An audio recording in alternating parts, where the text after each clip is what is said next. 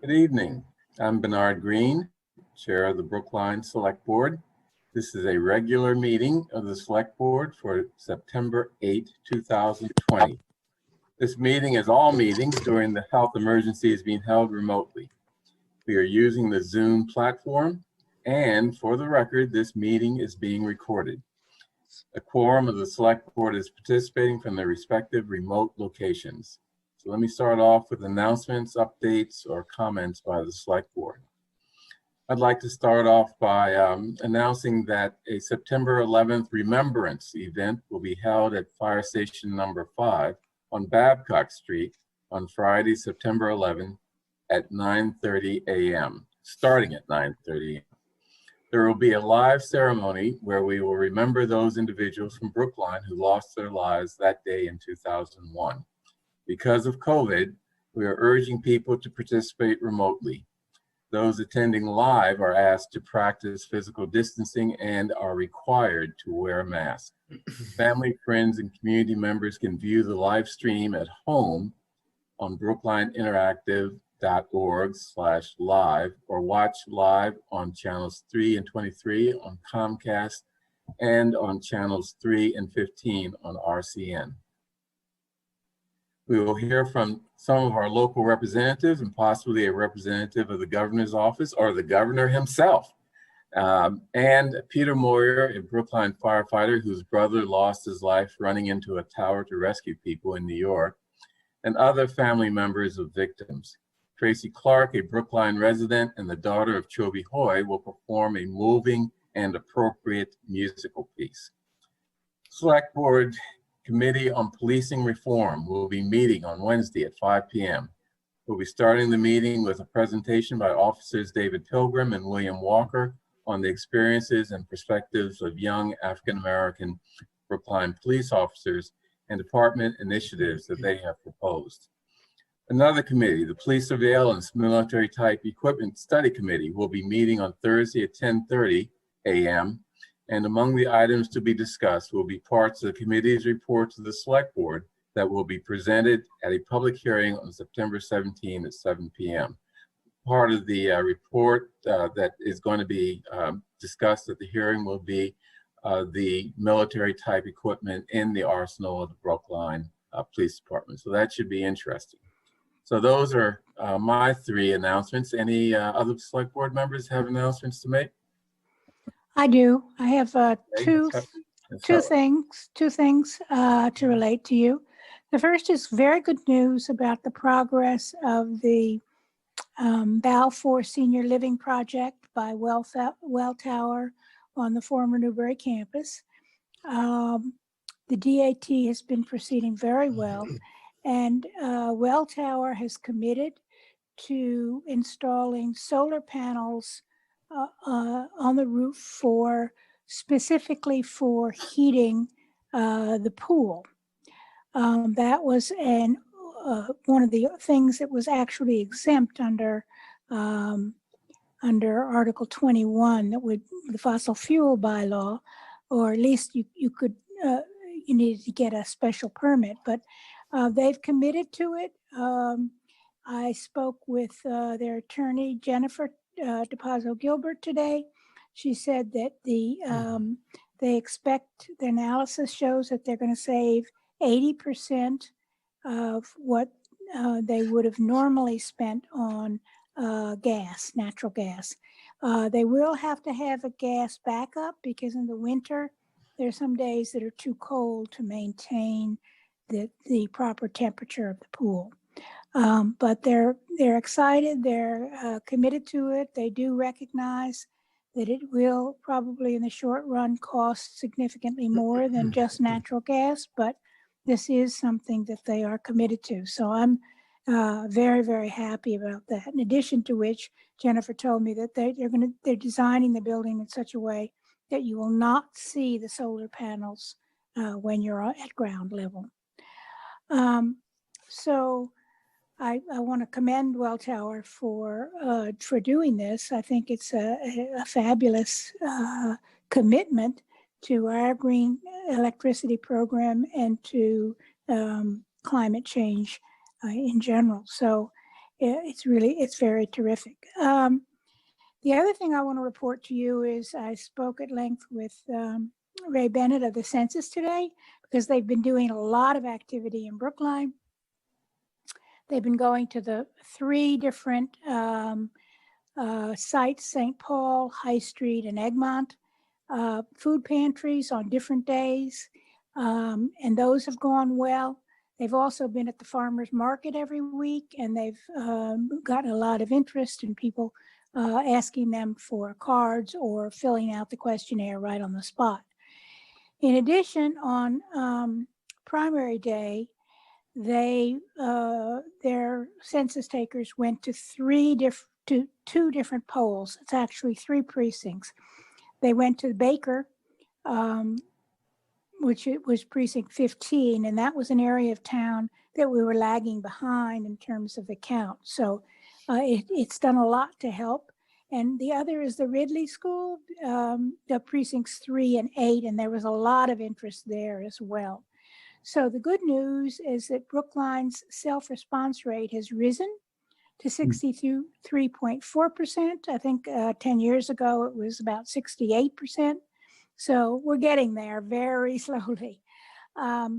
Precinct 15 is, and precincts, some of the northern precincts on the edge of Brookline are also still in the 55% range. We're hoping that that will come up. Part of the reason it's coming up is that the census workers are going house by house and collecting the information and leaving cards and asking if they're not home, et cetera. And so that's going very, very well. They're pleased, and I think I'm pleased as well. They still have a long way to go. For those of you who are watching and haven't done the census yet, 2020 mycensus.gov. You can fill it out online. It's really, really very easy. So we urge you all to do it. It may mean so much for the next 10 years of federal funding levels for Brookline. Thank you. Both of those items are good news. Yes. Great. Okay, any other announcements? Mr. Fernandez.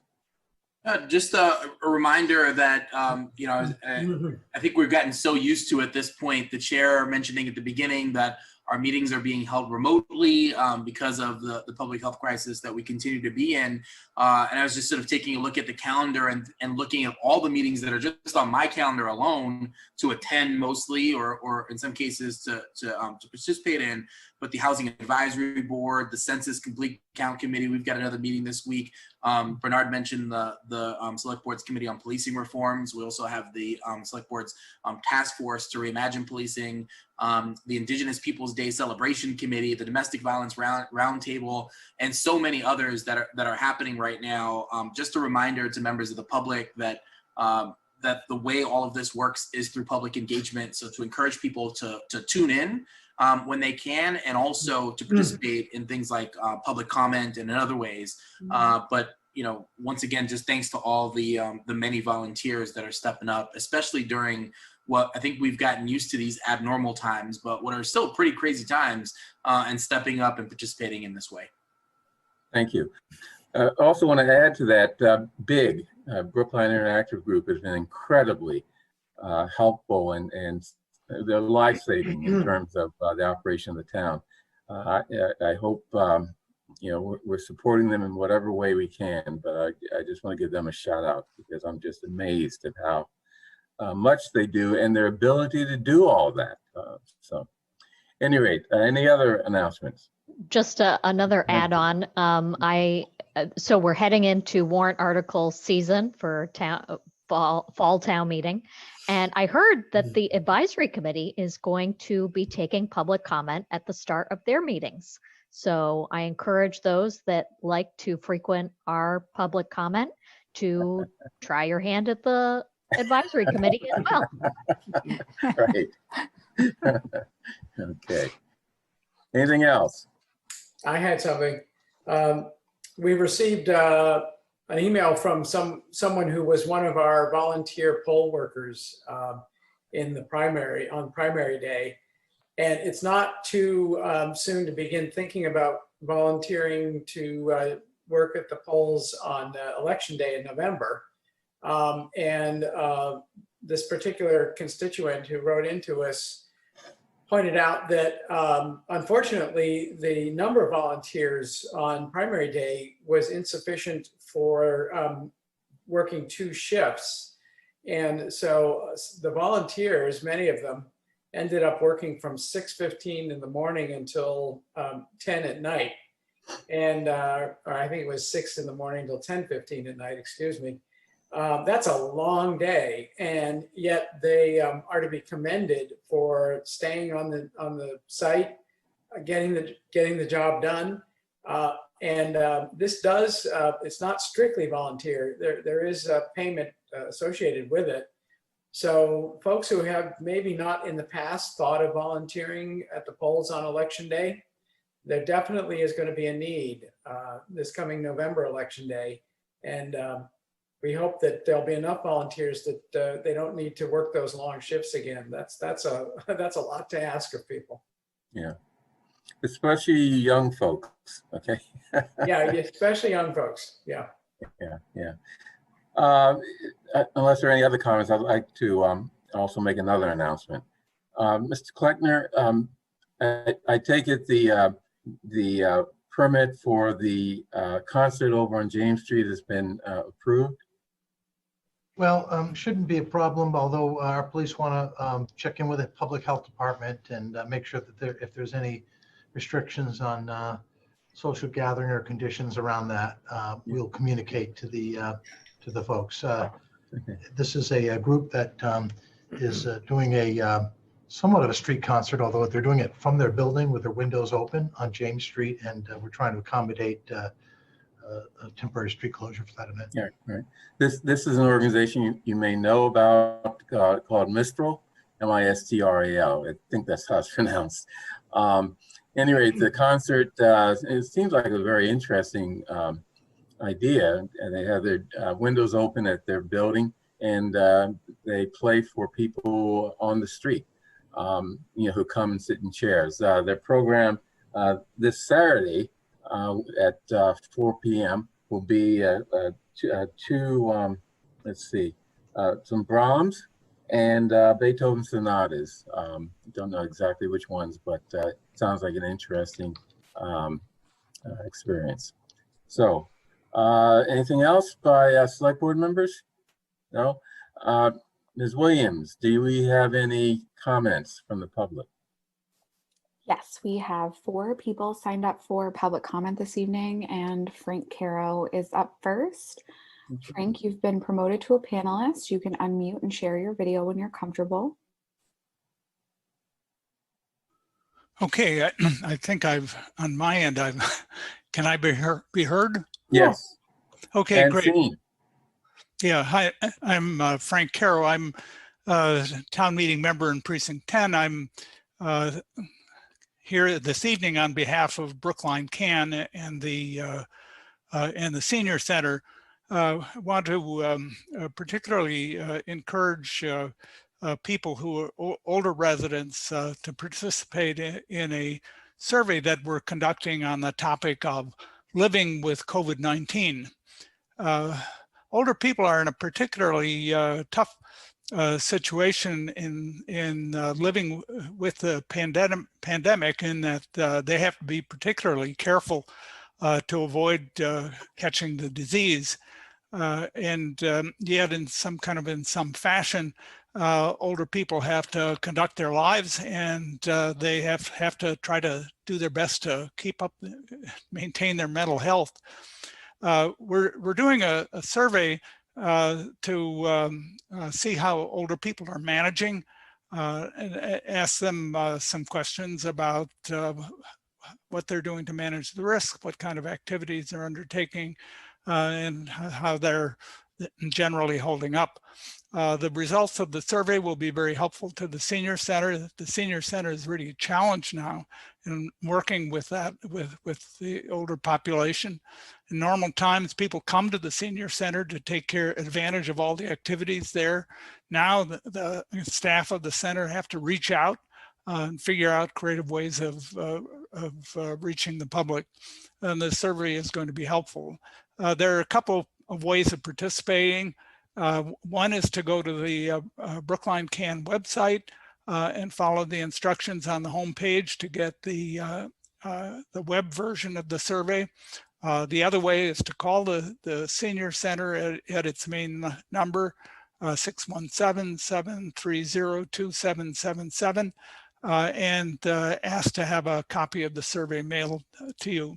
I also want to thank the Information Technology Department for helping us in putting the survey in a web format. So thank you. Also, while I have your attention, I want to make a pitch for the a forum that we're offering this Thursday evening at 6 o'clock. We're going to be looking at the various senior housing initiatives that are underway. This is an extraordinary time. Things are actually happening in the development of new housing for seniors, and we'll have a look at that at 6 o'clock on Thursday. It's a virtual event and will be broadcast by BIG. Thank you, Carol. Very important survey. Okay, next. The next person signed up for public comment is Michael Hertag. Michael, you've been promoted. You can unmute yourself. Great. Hi folks. Hey, I'm Michael McGraw-Herdig. I live over on Tabor Place, so it's not too far from Town Hall. So I guess all my folks are there. I want to thank you again for having the online meetings. This is baby dinner time. It's impossible to come to select board meetings in person, so this is way better. I hope we get some kind of participation going forward. And thanks also for the invitation to talk about budget stuff with the advisory committee. Understood. Noted. To talk there too. I had a concern or question or note about the way we're funding libraries. I read a note in the library trustees meeting minutes from July that every library in Massachusetts probably is going to have a problem with state aid this year, because there's this requirement for state aid public libraries to get money that you have to not cut your budget. You have to actually raise it by like 2.5% over the trailing 3 years. So everyone's going to be applying for a waiver. And it sounded like the head of the libraries was worried that because we cut our budgets unevenly, we hit the libraries and the Council on Aging and a couple of the departments really aggressively, it might be harder to get that waiver. So I just wanted to make sure that the select board and the other folks who are thinking about budget are thinking about this as we prepare the revised fiscal year 21 budget that will probably hurt even more than the initial preliminary one did, and that we don't end up hurting state aid as we're also making regular cuts to every department, which I know hurts everywhere real bad. There was obviously some discussion at the town meeting about the departments that we cut the budgets to and the way that we restructure those. This is just one piece of the bigger puzzle, and I appreciate folks thinking about it. I do have one person here who's a huge user of the libraries. This is my 3-year-old. Tommy, can you show them what you made? Yeah, so poor Thomas, this little boy is 3 years old and has been doing the craft alongs. The library has been participating for kids, and he's been going to the story times they're doing all the time. And folks, we're inside. We've been inside since March, right? We have the luxury and the privilege to pretty much just grocery shop and go outside for walks, and that's it. But library story time is a lifeline for this kid. He's seeing familiar librarians. He sees Miss Caroline. He sees folks twice a week at 10:30. At nap time, he goes up to his bed and he takes out his dolls and he does library story time with them and he reads some books. He reads things in the songs. I mean, it's heartbreaking, but it's also an incredibly valuable service the town is providing for its constituents and residents.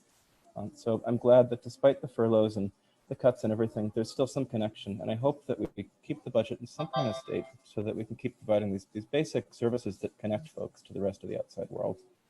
So thank you to the town for helping administer a system that keeps the libraries running. This is super important. Our kids reading books already at 3.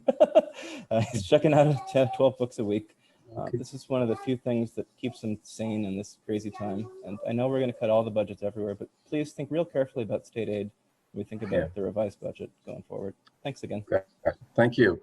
And thank your son for illustrating to the world the important things outside of just checking out books and otherwise that goes on in the library.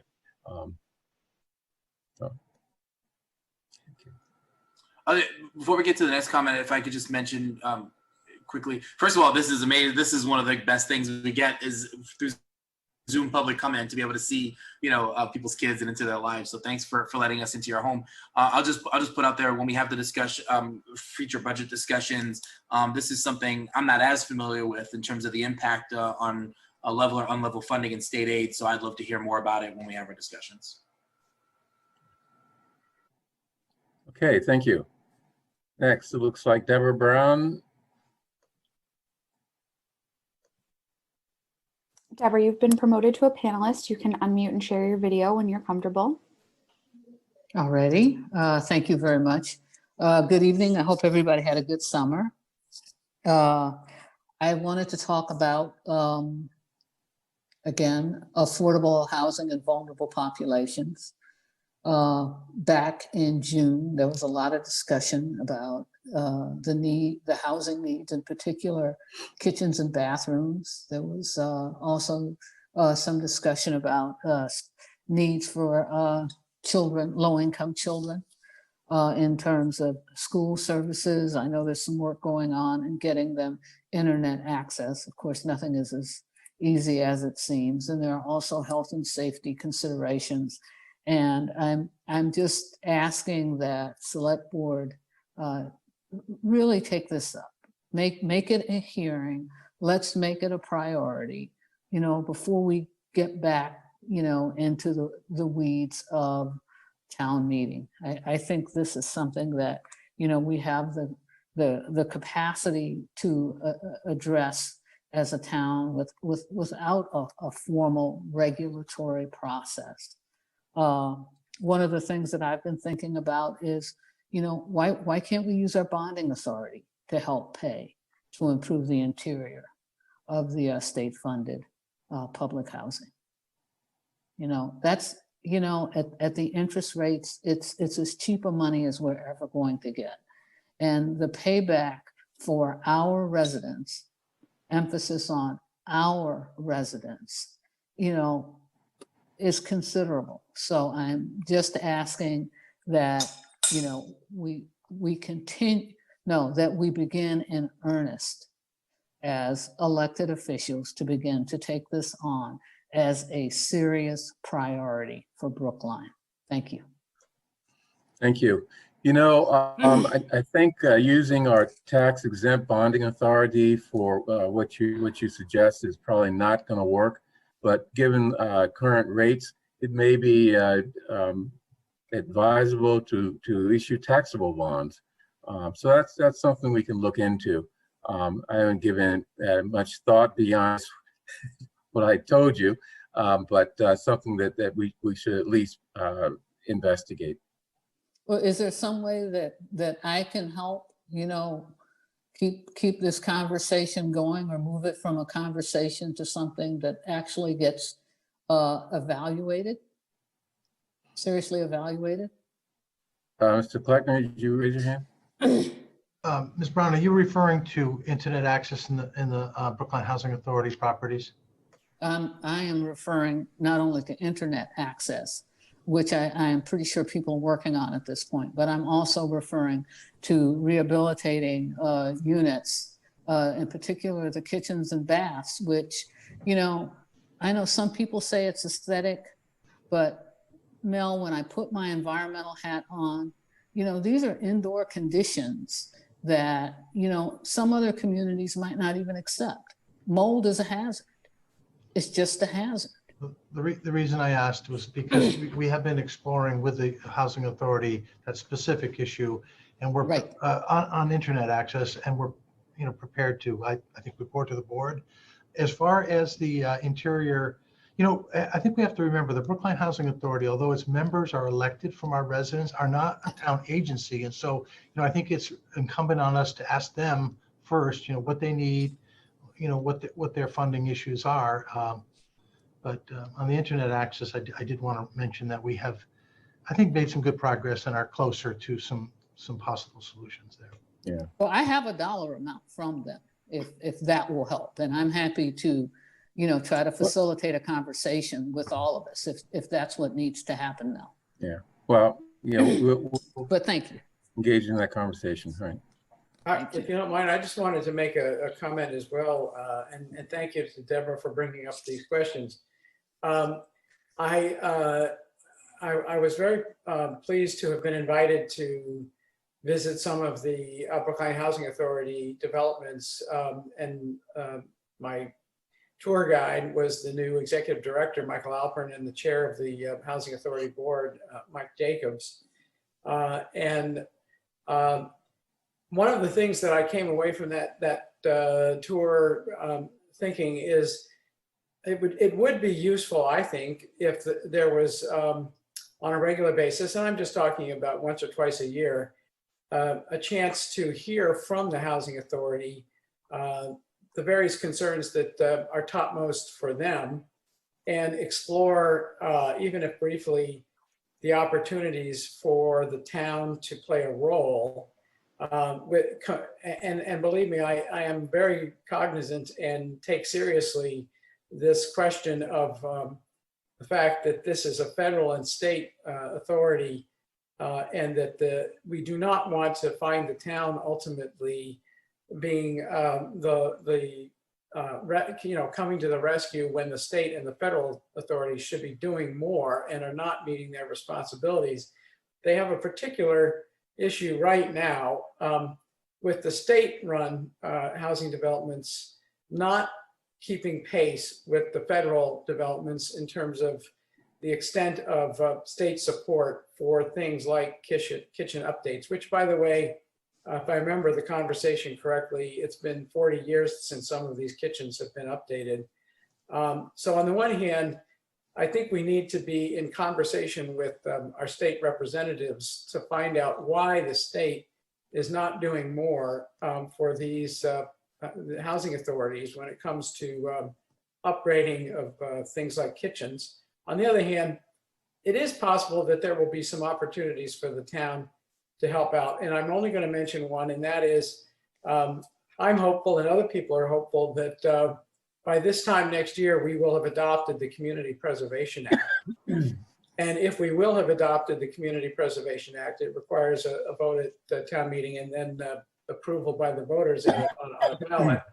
But if we have adopted it, we're going to have opportunities to do more in areas such as support for local housing, including public housing. And so I do think the opportunities are going to exist in the future for the town to do more. I'm putting in a plug well in advance for people to think about the benefits to Brookline of adopting the Community Preservation Act. We've lost probably $100 million over the years by not being a participant. When you consider money that could have been leveraged, it has really hurt us. Okay. Okay, Mr. Van Scorck, would you like to follow up on that suggestion with respect to our state representatives? Follow up on your suggestion? I'm happy to do it, and in fact, I'll make some calls either tomorrow or the next day or the day after that. Okay, let me know. Thank you. Next, looks like Bonnie Bastion. Hey everybody, Bonnie Bastion, town meeting member, precinct 5. I feel like that should have crossed everybody's mind a long time ago to be contacting our state reps regarding this funding, but I'll leave that out there as it is. I feel like everybody in communication with our state reps on this and other issues. I would love to hear more about that, what's coming of it at some point, apparently not now. I'm here to talk about Mutual Aid Brookline and how we are struggling with our methods to address these problems. We're struggling to keep up with the financial needs of our neighbors. Financial donations are dwindling while Mutual Aid Brookline is committed to providing food subsidies along with our deliveries. And many of those subsidies go to our seniors in town. We also provide childcare subsidies. We are the only show in town offering childcare subsidies, and that's a really, really big commitment. It's a long-term commitment. So I'm here to ask everyone that I'm looking at, everyone that is listening here, to please consider donating to Mutual Aid Brookline. Right now we have various fundraisers happening. If you want to donate to our child care fund, we have a fundraiser right now where for For every $10 you donate, you are entered into a raffle to receive a gift certificate. You don't need to donate to get into that raffle, but of course we hope you would. And those gift certificates are from our many small businesses in town. So it's a double benefit to everybody. So for more information on how to donate, please go to mutualaidbrookline.com, which will soon be a beautiful new website, but that will link you over to our old website for the time being. Okay, thank you. That's everything. Thank you. Any other comments, Ms. Williams? No? This time there's no one else signed up for public comment. Okay, so next, question of approving the following meeting minutes. September 2nd, Wednesday, September 2nd, 2020. The Thursday minutes are not yet ready, so can I have or I'd like to move approval of the minutes for September 2nd. All in favor, Ms. Heller? Aye. I'm sorry, does anyone have any edits or revisions, corrections? No? Okay. Jumped the gun a little bit. Ms. Heller? Aye. Ms. Hamilton? Aye. Mr. Fernandez? Aye. Mr. Van Scoyac? Aye. And chair votes aye. Next, question of, next three items are grants from the state. I'd like to deal with them in omnibus fashion. Therefore, I move approval of the following grants appearing on the select board calendar as items 3B, 3C, and 3D. First, grant in the amount of $32,000 from the Commonwealth Mass Trails Grant Program for the Beacon Street Olmsted Historical Bridle Path Feasibility and Concept Design Study. Second grant in the amount of $60,385 from the Commonwealth Mass DOT Shared Streets and Spaces Program for expanded sidewalks here in Brookline. And third grant in the amount of $35,085 from the Commonwealth Mass DOT Shared Streets and Spaces Program also to support outdoor dining within the town of Brookline. So I move approval of those in omnibus fashion. All in favor or any questions? Okay, hearing none, all in favor, Ms. Heller? Aye. Ms. Hamilton? Aye. Mr. Fernandez? Aye. Mr. Van Scoyac? Aye. And chair votes aye. Next, question of executing and approving the authorization for a master lease purchase agreement with TD Bank for a total of $811,025.85 for equipment for the Department of Public Works. And the items are listed in the agenda. Any questions from the select board? Well, only that I know another select board member here, Heather Hamilton, shepherded through a warrant article focused on purchasing electric vehicles whenever practicable. And this passed, I think, either unanimously or overwhelmingly at town meeting. And so wanted to see what work has been done to consider electric vehicles as part of these purchase, how many of these are electric, those kinds of things. Mr. Kleckner, do you have anything to add to that? Or I'm sorry, I don't. I believe we have some staff members. I'm not sure that these grade of trucks have electric capacity at this point, but I don't know the answer. And I'm hoping I can also jump in since I used to do this, and I glanced at the list of the equipment. They're all heavy duty. To my knowledge, there are no alternative fuel vehicle alternatives. I see Mr. Giancakis is Yes. on. Thank you, David the Zoom. Giancakis, Chief Procurement Officer. We are cognizant, the DPW, of the electric vehicle warrant, our warrant article from last year. Unfortunately, all of these vehicles do not at this time have electric alternatives. I know DPW reviews that with virtually every vehicle that they do. Selectman Hamilton is right. These are heavy duty equipment, and the hope is in the next few years that there will be at least alternatives for the pickup truck type vehicles, the 5500s. They're in development by almost every manufacturer, but right now we're just not there yet, unfortunately. Yep. Appreciate your work on this. Thank you.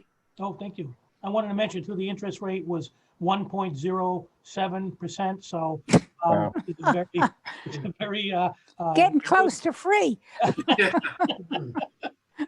so it has made right now a prime time. I think in a couple of weeks I'm going to have another lease for you for the golf course, and that's also at a very attractive lease rate.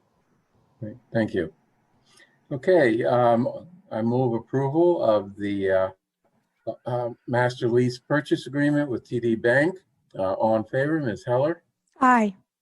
Ms. Hamilton, Aye. Mr. Fernandez, Aye. Mr. Vanskoya, Aye. and chair votes aye. Okay, speaking of DPW, we're going to hear about the appointment of a new DPW commissioner. Mr. Kleckner, you want to lead this discussion? I do, and I thank see you. Ms. Galentine. So my guess is that we're going to hear about her appointment soon. Okay. Yes, that's the subject matter here. Well, let me first say that this is a very momentous occasion for the town. It's not often that we have department heads of the Public Works Department in front of the board. I believe this is only the third time in probably close to 25 to 30 years. And so we're very fortunate to have commissioners with a long tenure, and we sure hope that the next commissioner will have similar long tenure. So it is my recommendation to this board that that you appoint or approve my recommendation of the appointment of Aaron Shute-Galentine as the town's next Public Works Commissioner. And I know that you know Aaron, as since 2000 has served as the Director of Parks and Open Space within the Department of Public Works. And I think you all know of her success in that role. And I just wanted to say that Erin is a consummate professional in the area of public work. She has her master's degree in environmental engineering, and she has been very active professionally in her role, and as well as in the American Public Works Association, which is the professional association for public works professionals. I did want to mention that about the process that we use. So whenever a key department head position goes vacant, I always convene a panel. So the Town Administrator Act requires me to make a recommendation to the Select Board. It doesn't compel you to approve it. So it's important for me to use a process that will be very thorough and will engage at least one member of the board. And I did in this case have Select Board Member Heather Hamilton serve on the panel. And I also want to mention the other members who were on the panel, Chris Dempsey, Dr. Erlene Avalon, and Michael Glover. We also used a nationally based consultant, GovHR, to help us. So I think you can hear that this was a very competitive and robust process. There were about roughly 40 applicants for this position. We interviewed, our panel interviewed 5 members on more than one round of interviews, and we also put all of the candidates through their paces. And I'm sure Ms. Galentine will tell you how challenging the process was. But the process was great, and I really do appreciate and thank the members of the public as well as Select Board Member Hamilton who participated in it. I think the one thing I'd want to mention about Ms. Galentine is that she has outstanding communication skills. She really has a pulse on the community and Public Works role within the community and within the larger issues that are influencing the community. And I think you're going to see a different level. Public Works has always been very engaged in our community, but I think Erin's going to bring that to another level. And I am very, very proud to recommend for your consideration Aaron Shute-Galentine to be appointed as the next Public Works Commissioner, effective tomorrow, if you so vote. Okay. Well, we are all very happy and excited that Erin will be our new DPW Commissioner. She's highly regarded throughout the community and on this board, and she's going to be a great DPW Commissioner. Now, other board members can spend all night giving Erin their praises, but I'd like to hear first from Ms. Hamilton, who was on the selection committee. Ms. Hamilton? Sure. I had the privilege of serving on such a great selection committee. Kudos to Mel for convening that group. It was a pleasure. And I learned a lot and just had a really good time with the other panel members. It was a really good group. We gelled really fast. But turning our attention to Ms. Galentine, she really stood out, and not just because of her credentials. She's brought in millions of dollars worth of grant funding. She's well known for her customer service skills in a town that when people are angry, they let you know. But what really made her stand out, in my opinion, and I believe that I speak for the rest of the search panel, was a couple of things. Towards the end of the interview, she asked us what attributes we were looking for. And I thought that was really characteristic of somebody who listens to understand and not necessarily listening just to respond.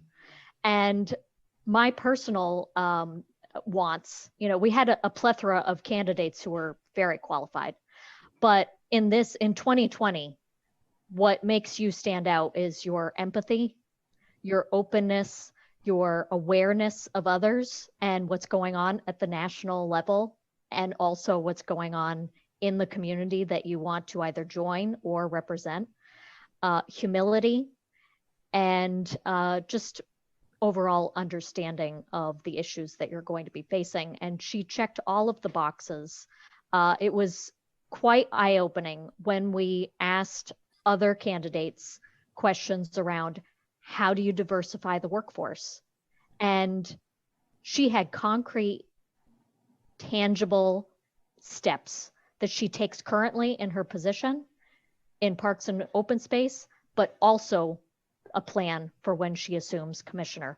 And the other candidates just could not really articulate that very well. So I think it's a tribute to her and also her awareness of what the expectations of Brookline and many other communities throughout the country are expecting of their public servants. Welcome aboard. Okay, and any other comments from the board? I wanted Ms. Hamilton to speak from the committee so that the rest of the board wouldn't take up the rest of the evening with their praises of Erin, as could happen if I don't keep you guys under control. So, well, I hope I covered everything. I would like to make one brief comment, because I could go on for a day about Erin and how terrific she is. I agree with everything Heather said, but also like to add, I've worked with Erin on a few different projects, working together now in Urban Forest. I hope you're going to stay on that. And she's headed the high school effort on the Cypress Field renovation, and I've worked with her on that. And one thing about Erin is that I think has to stand out is her work ethic. She is so well organized and so thoughtful about how she approaches each project, and she really does bring a level that is terrific and will really serve DPW well. I'm very, very happy about her appointment. Great, thank you. Okay. I'll just briefly add that that all of the attributes that I personally appreciated in our previous commissioner, I see in you, Ms. Galentine, and even more so, particularly as Mel rightly pointed out, your skills in public engagement, which, as Select Board Member Hamilton pointed out, are absolutely critical at this point in our community and really expected. But in my own engagement with you personally, with issues that I've seen and the way that you've responded and the way that I've seen you respond to members of the public, it's been absolutely outstanding, and couldn't think of a better person to lead DPW into the, I don't know, next couple decades maybe? Yes, no, at least 3. Decades. I will keep this short, I promise, but I want to second everything that's been said about Aaron, but I also want to mention that this also marks the sort of unofficial final day of service of Andy Papasturgeon. He's had more than one final day of service because he keeps coming back at our request to help out, and he's been coming back to help out in this transition to new leadership. But we're talking about somebody who served for 50 years, Aaron. Did you hear that, Aaron? 50 years. So he set the bar high. And not only Andy, but Peter Ditto served for 50 years. Truthfully, I don't know if there can be found another example in the Commonwealth of Massachusetts of two people who led a department and combined had 100 years plus of service. Quite remarkable. And if he weren't such a, sort of a modest and unassuming sort of person, we'd probably be like having an Andy Papasturgeon day and all kinds of things in Brookline. But he's allowed, we've allowed him to go quietly as is his want. But I wouldn't be surprised if we see him back again. But I know the town officially put out something today saying it was his final day. And so I thought he'd be okay with me saying it really is his final day. And it's been a terrific 50 years. Any other comments? I mean, we could go on all night, Aaron, in terms of your qualifications, your how you interact with the community, etc. But we're not going to do that. I think Aaron and don't take it personally. I think Aaron would be happy to make a few comments, but I think wants to wait for the official board vote. Okay, well, let's vote and then give Aaron an opportunity to make a few comments. I move approval of the recommendation of the town administrator to appoint Aaron Galantine as the new DPW Commissioner. All in favor, Ms. Heller? Aye. Ms. Hamilton? Aye. Mr. Fernandez? Aye. Mr. Anskoya? Aye. And chair votes aye. Congratulations, Ms. Galantine, and let's hear from you in your first official statement. Thank you very much to the board. I'd like to extend my thanks to the town administrator and also the search committee for their time and for their confidence. While my name may be familiar in town from my 22 years of service in Brookline, many may not know much about my background or my passion for the essential services provided by the Department of Public Works. And I appreciate the opportunity to share a little bit about my background, vision for the department, dedication to the town, and commitment to our employees. I've worked with the Department of Public Works in Brookline for 22 years.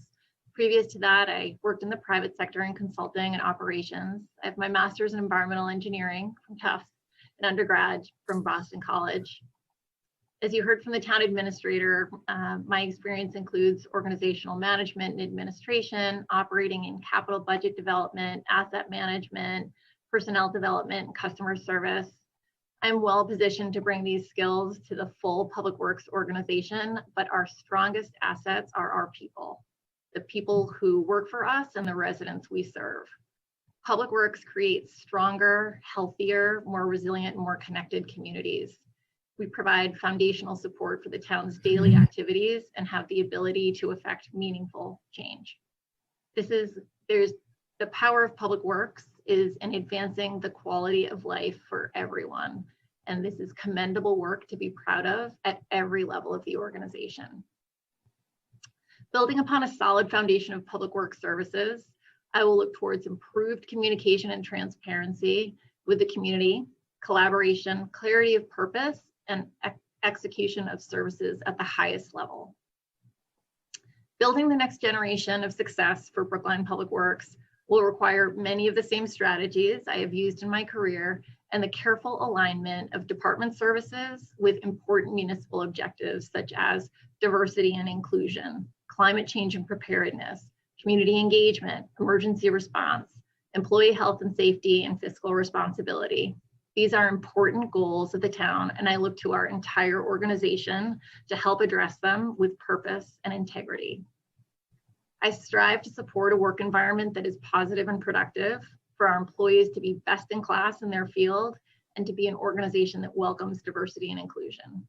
A workplace that attracts and retains diverse personnel will serve its citizenry more creatively, strategically, and productively. My leadership style is to ensure that all employees and citizens are treated with dignity and respect. I support a culture of opportunity, continuous improvement, and excellence. Our employees are experts in the work that they do. They have valuable ideas and contribute in meaningful ways to our department's deliverables on a daily basis. And so as we work our way through COVID-19, the pandemic, political social upheaval, it is time for a thoughtful review of the Public Works organization in Brookline. Like any organization, we need to evolve, adapt, and grow. I'll look to our employees and community partners to help shape our Public Works organization of the future. Together, we will move Public Works forward as a post-COVID, resilient, and essential department across all functions. I believe in Public Works and look forward to the great work we will do together to build a stronger, more unified organization to serve the town of Brookline. Thank you. Thank you. So we have a new commissioner. I guess that's not your first official statement, because your first day is going to be tomorrow, I understand. Okay. It's effective immediately, I guess. Okay. You know, so I think it is. I think the board chair can declare it effective immediately. I so declare. Thank you very much. I look forward to working with all of you and to serving this community that I love dearly. Great, thank you.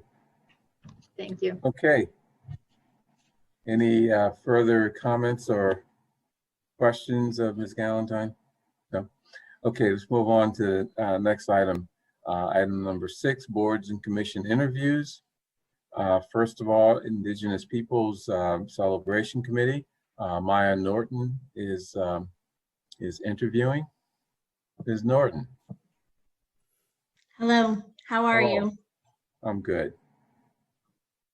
So tell us about yourself and why you want to be a member of this committee.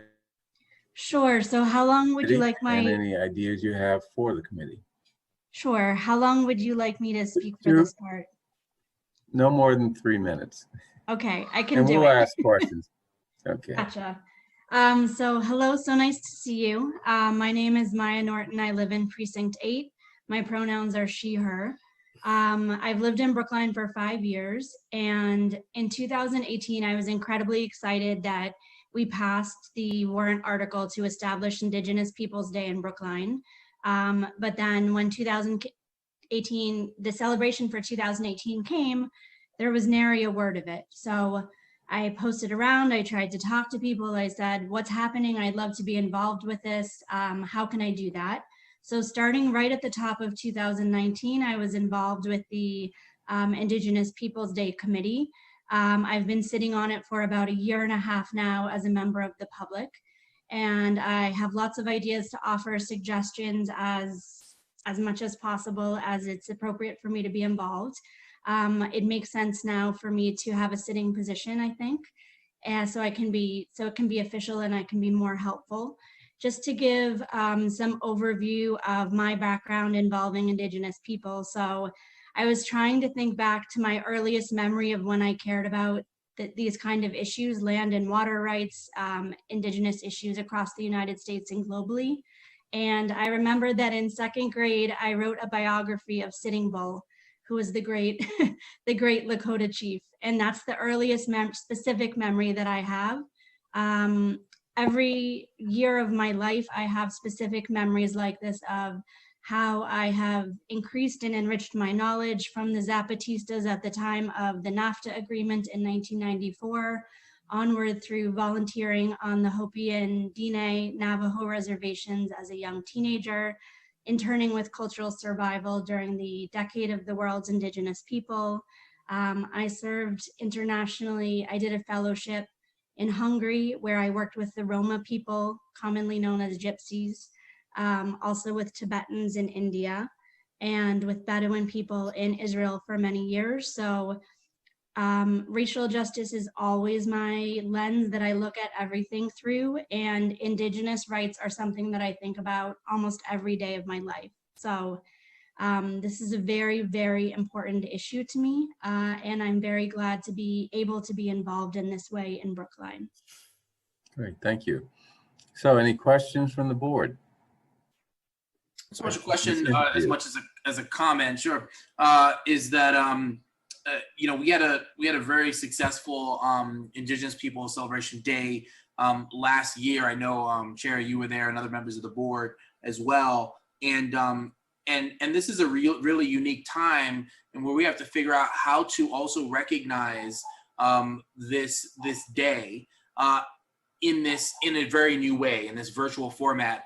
And that Maya Norton is one of those folks that's really been helping us figure that out, and really, along with others, Kay Van Der Zeel and other members of the committee, are really figuring out how to make this work. And as Maya mentioned, she's been deeply involved in the work of the committee for some time now. So I see this sort of as a ratification of the work that she's already been doing as a member of the public with the committee. And just to note that that we would actually like to see more folks get involved in the work of the committee. So if anyone's interested, please do get involved, and you'll be hearing very shortly about the plans that the committee has coming up pretty soon. Great. I just want to add, if I may, I've become, and this is only very recently, a bit of a bystander to the work of the committee. And I will say outright, Maya is an inspiration. Just listening to the contributions that she makes in a typical meeting is quite extraordinary.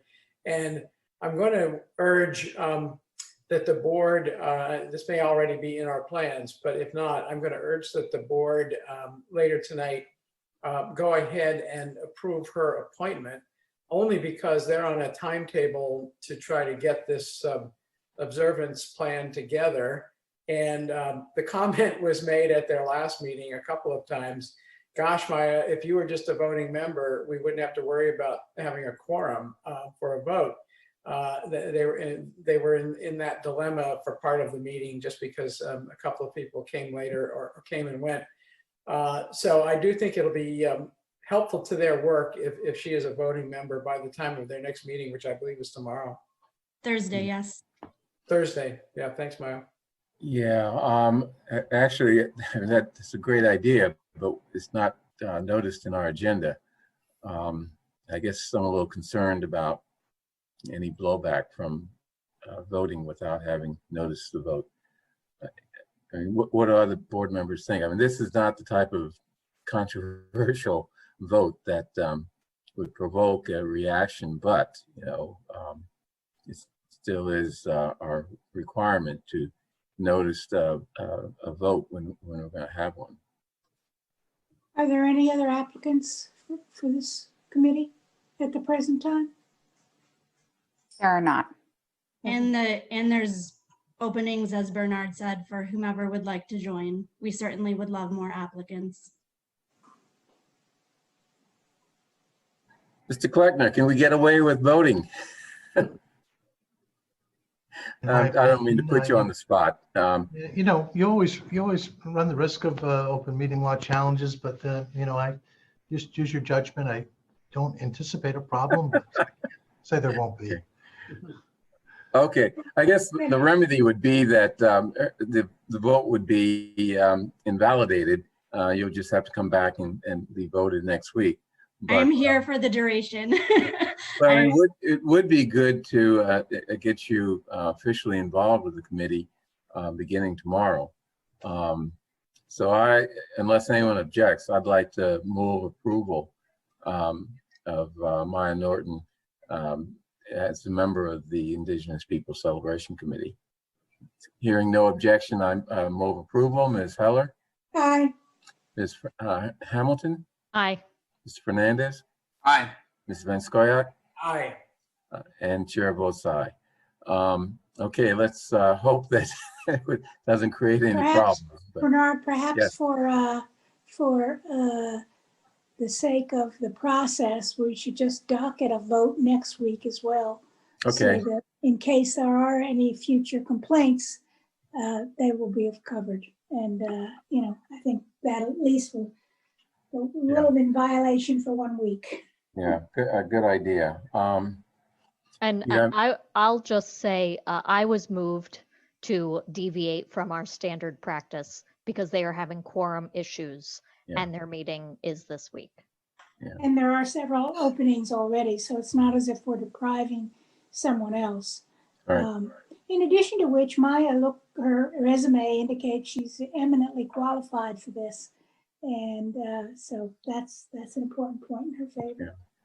Yeah. So in the future, Devin, maybe we should always include some language about possible voting on after we interview. Okay. This has come up in the past, and the general practice should be that we don't vote at the meeting or we're interviewing, but where there are exceptional situations or circumstances, we should be able to have that ability. So, okay, thank you. Thanks, Mike. Thank you. That's Go join the meeting and do good. Okay. Next for the OHAB, and you're great. Any rate? Yes. Good evening. Thank evening. you for inviting me to Well, talk with you. again, okay, tell us why you want to be on the HAB and what you bring to it, etc. Okay. Okay, great. Well, I'm very excited by the idea of being reappointed to the HAB. I've really enjoyed the last few years working with the Housing Advisory Board.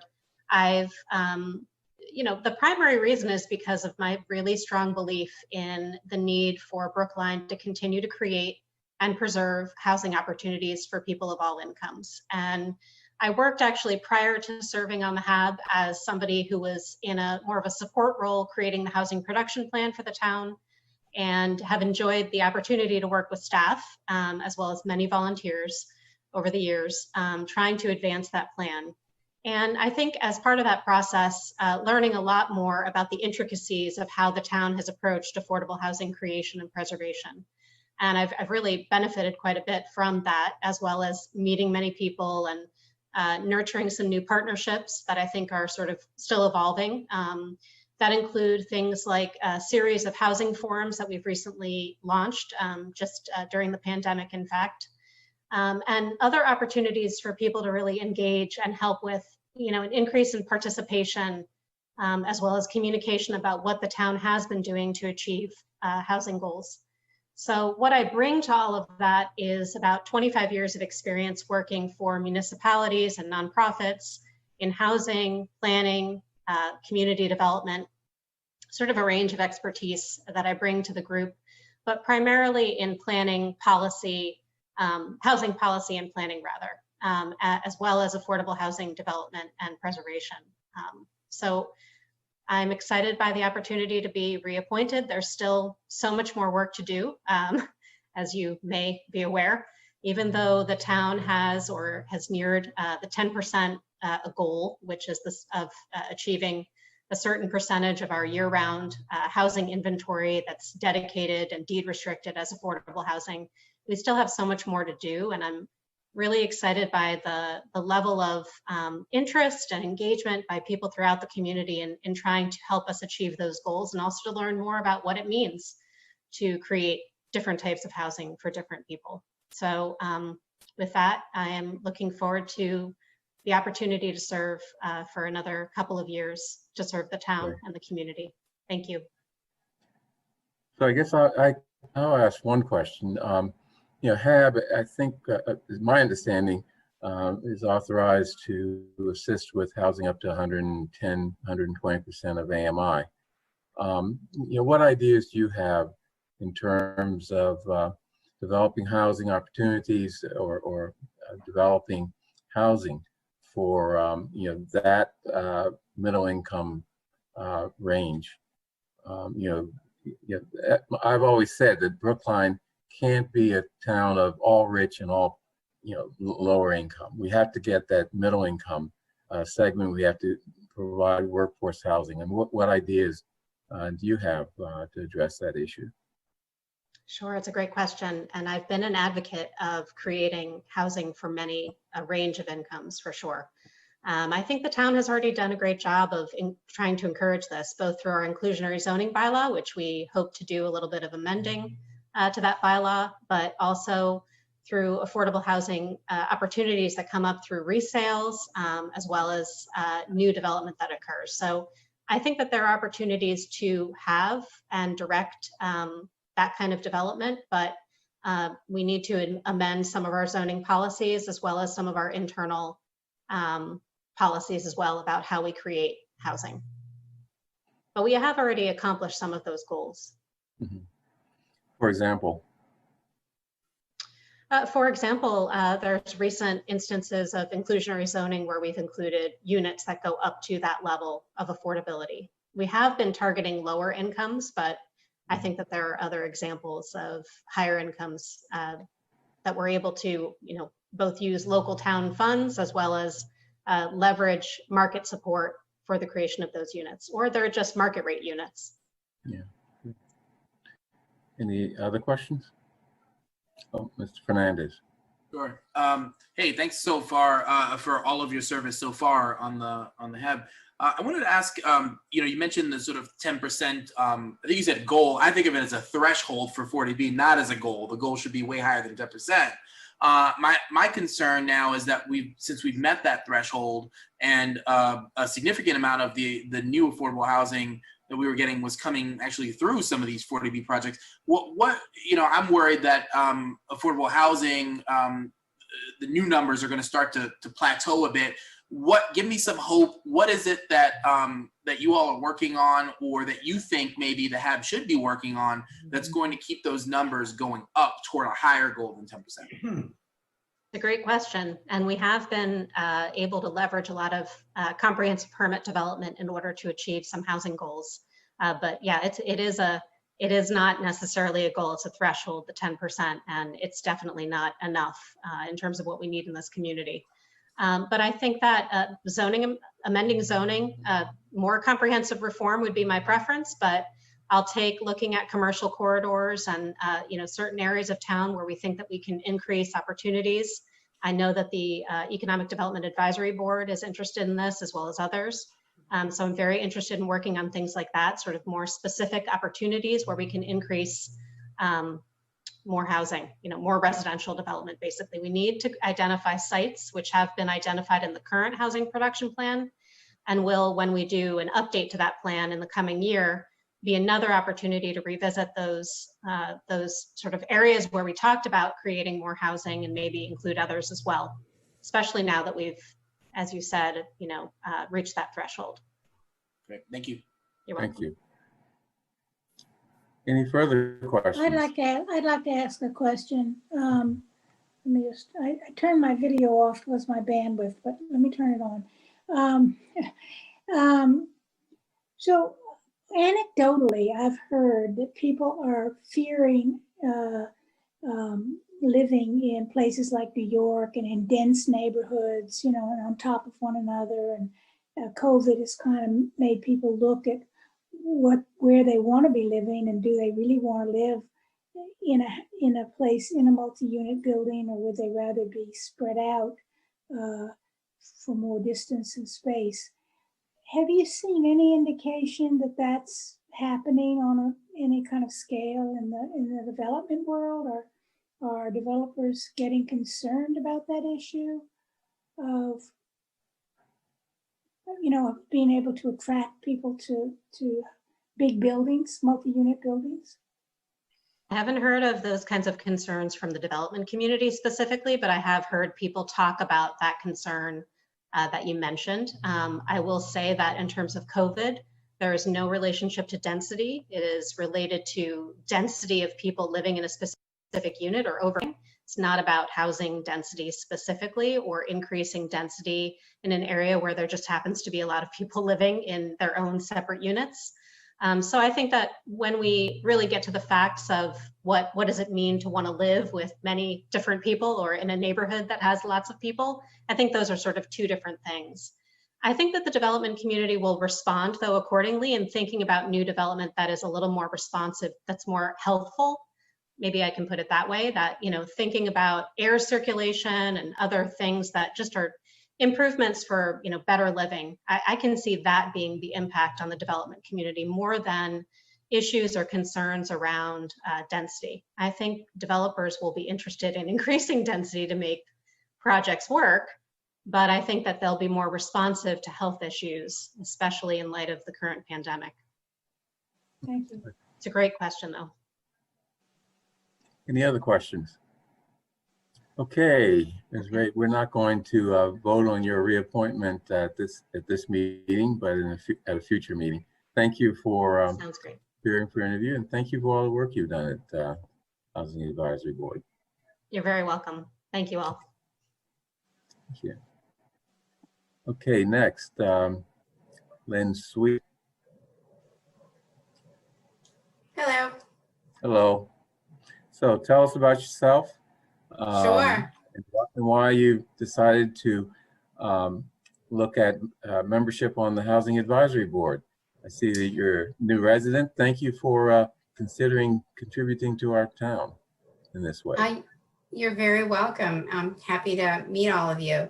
Actually, I am not new to Brookline. I'm a BHS class of 79 graduate. Oh, I'm sorry. So I'm returning after spending 30 plus years. Oh, that's what I thought. Okay, you're returning. Yeah, returning. You say that you just moved to town, so you fooled me.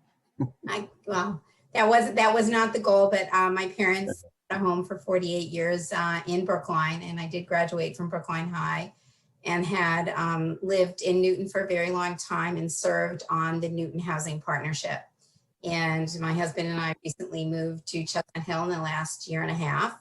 And I feel that it's really important to engage in the community that I live in, and in particular, in an area that I work in. I've worked for the past 35 years in affordable housing development, mainly focused on planning, permitting, and financing. And I am very interested, and I know I have a lot to learn in Brookline to get caught up to everything that Brookline has been working on. I did look at the agenda for the next meeting, and it sounds like there's an incredible number of initiatives that are going on. So I am looking forward to learning more and perhaps adding some of my skills to the committee. I've worked recently on some policy around affordable housing and real estate tax assessing, and had worked actually with the former assessor in Brookline as part of our research. So I know there's been talk about Brookline getting to 10%, and I think one of the goals is, as was stated, it's not just getting to 10%, it's what does Brookline need. So I'm not sure how much more background you're looking for. Well, that's fine. Let me start off by asking this. As someone who lived in Newton, involved in that community, tell us what ideas from outside of Brookline you have that could help us address increasing affordable housing, volume of affordable housing we have, as well as, of course, middle income housing, and another thing that I'm concerned about, and that is integrated housing.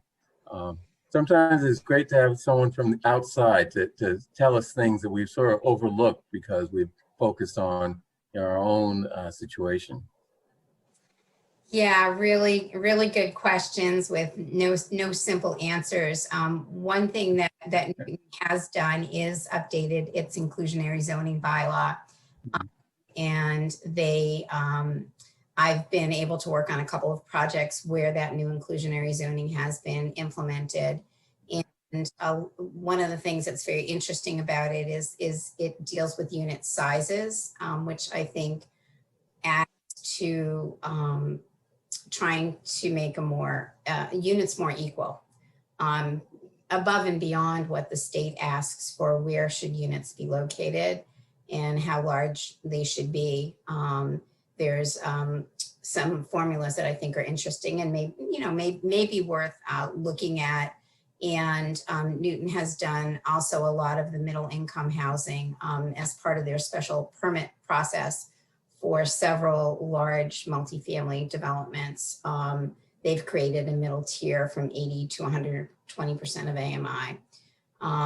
And sticking on the middle income, Mass Housing has a program that they've come out with. There's some financing tools out there as well.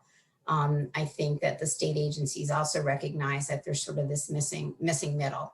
So they've recently added home ownership to that program. Originally, it was just for rental housing. I'm not sure if Brookline qualifies for it. I don't think Brookline's a gateway city, but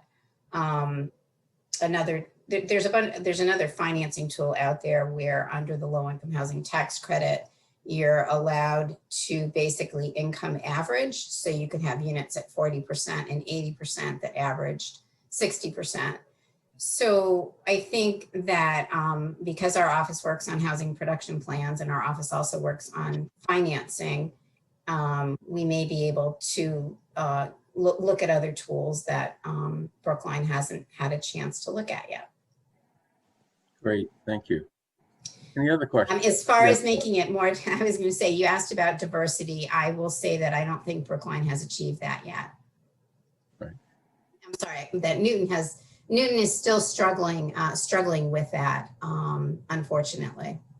Yeah, we all are, and we just have to come up with some creative ways to address it. Well, I think that the latest change of lowering the local preference is a really interesting approach. So, hopefully that will have some results as well when it comes to lotteries for existing projects.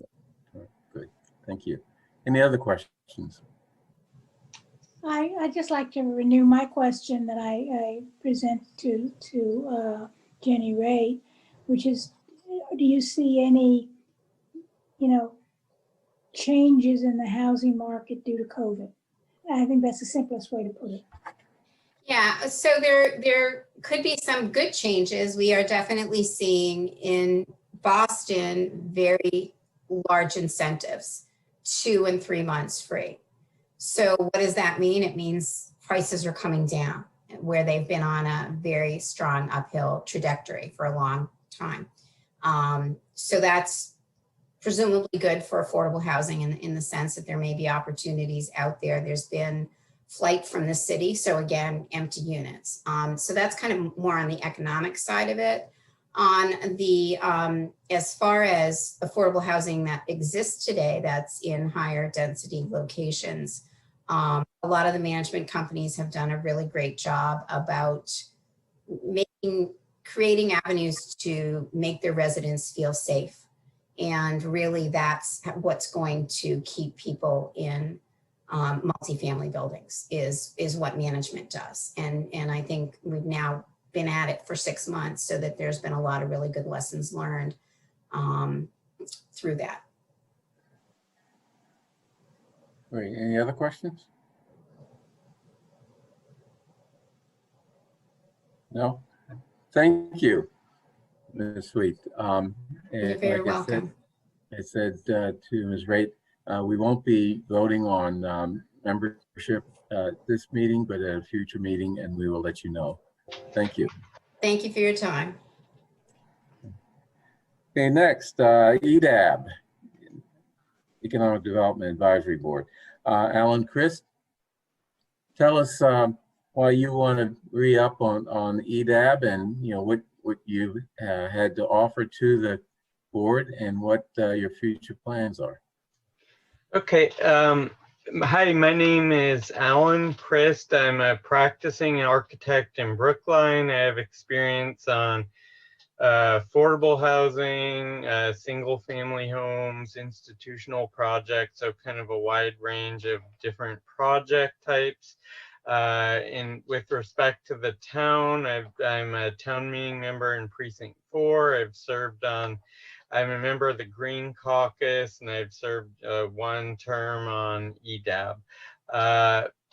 In terms of my experience on EDAB, I was involved with several committees that had significantly impacted development in the town. The River Road Study Committee, where we looked at form-based zoning in the Brookline Village area. I was also involved in Coolidge Corner Study Committee, where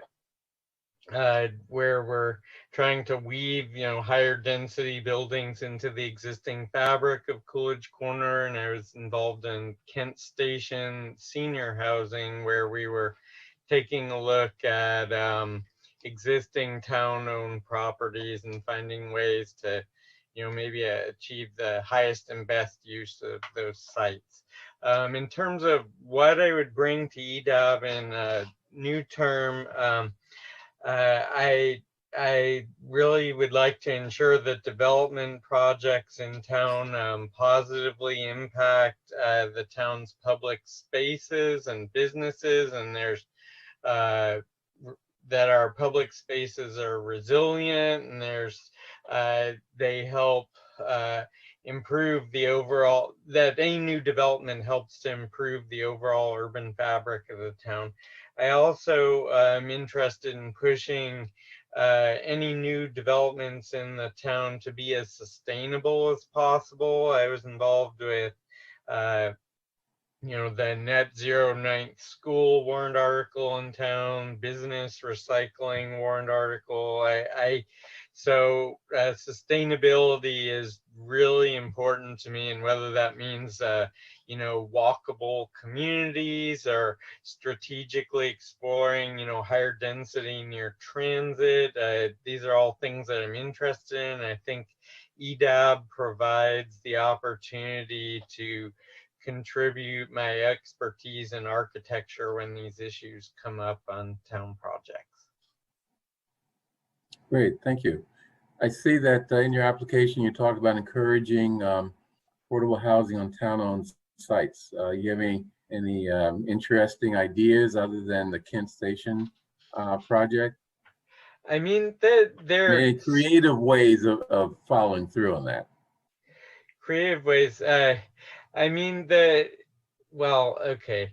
It's a lot of it is finding creative ways to deal with parking on site and to not let sites be dominated by parking. So often that means finding ways to develop a streetscape where there's a storefront on ground level, or an active common space for the residents or something, and finding ways to push parking into the site so it's not visible, and that the active public spaces of the that's true of any project. I'm trying to get you to focus on town-owned sites. I mean, what thoughts do you have with respect to developing existing owned sites or acquiring new owned sites, town-owned sites?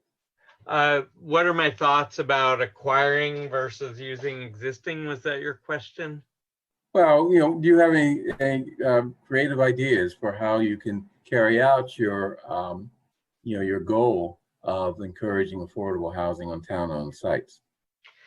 I mean, I think a lot of it is just getting the community involved very early on projects and showing people, trying to find ways through community outreach to get residents to see the positive aspects of a site, like of developing a site. Like I think of the Center Street parking lot, and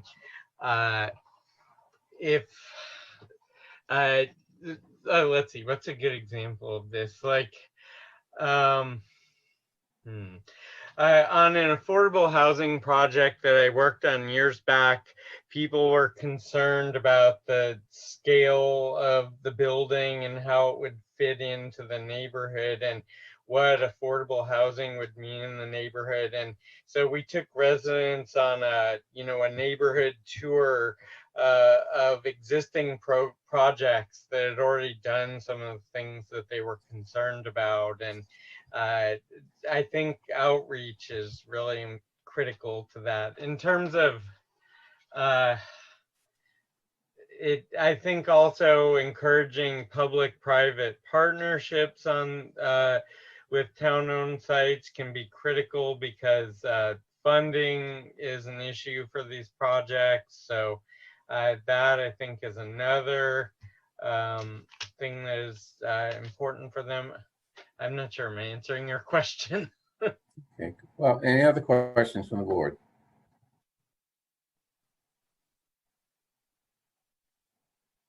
No? I do. Ms. Hamilton. So, it's kind of rare to have an architect at our disposal. And especially, for EDAB, this concept of mixed use. People think that they know what it means, but from an architectural standpoint, where have you seen it really transform places? And what have you seen from your professional background where it's really kind of missed the point? Any lessons learned that we can perhaps learn from and avoid? Let's see, where's mixed use? I mean, I think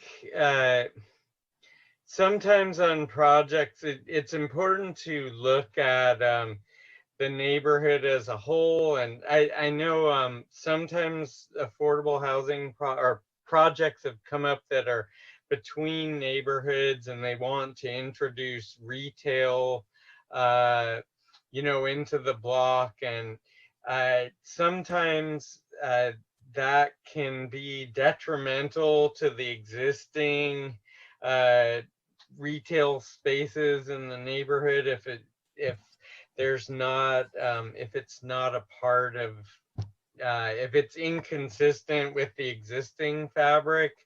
So I know, like on one project I had worked on in the past where they were interested in that, they tried to find different ways to think about ground floor spaces that were not necessarily restaurants, but possibly, office spaces or things that were kind of transitional in nature, so that operated better in areas that were less dense or maybe less likely to support Starbucks and, all restaurants that we have in Coolidge Corner. Okay, any other questions? Okay, thank you, Mr. Christ. We're not voting at this meeting, but at a future meeting on appointments to EDAB. So thank you for appearing before us for an interview. Thank you. Okay. Next, Diversity, Inclusion, and Community Relations Commission. We have 3 people wanting to be reappointed tonight. Kea Vanderzeel is first one.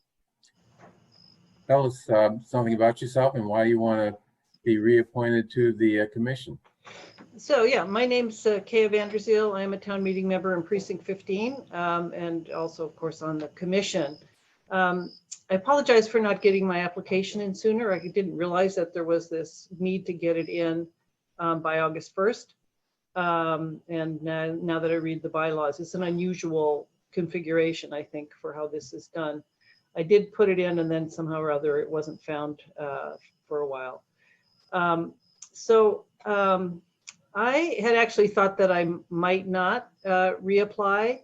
I didn't feel like I was having an impact. On the other hand, with the leadership of Joan Langcourt, I think we've really starting to make some progress. And I feel like there is potential for me to actually add something and to be of use.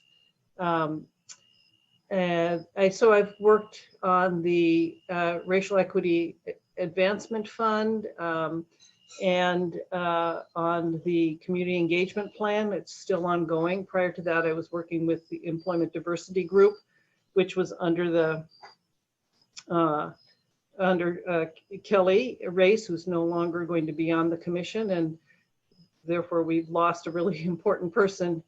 I don't know anyone else who can take over that job. And I also am on the Indigenous Peoples Day committee, and I want to thank you for adding Maya. She's amazing on our committee, as everybody has said. I had said originally when I had gotten involved here that we needed to go out into the community, which is something that we had not done. And now, of course, we can't really physically go out in the community. But the interesting thing, of course, with Zoom is that more people are able to participate sometimes. We do have some openings now on the commission, and we need to build those the base that we have for the commission. I think doing it appropriately takes a lot of time. We really need to be recruiting from people who usually are not heard in town. I think this is incredibly important. These are people who are used to being ignored, and we need to build relationships with them. It takes time. You're not going to find 4 or 5 more people for the commission overnight. You have to really work at the relationship. It may take years even to do that. And I think that's really what we need to do. I look forward to keep working on the variety of committees that I am currently on. I also helped write the original complaint process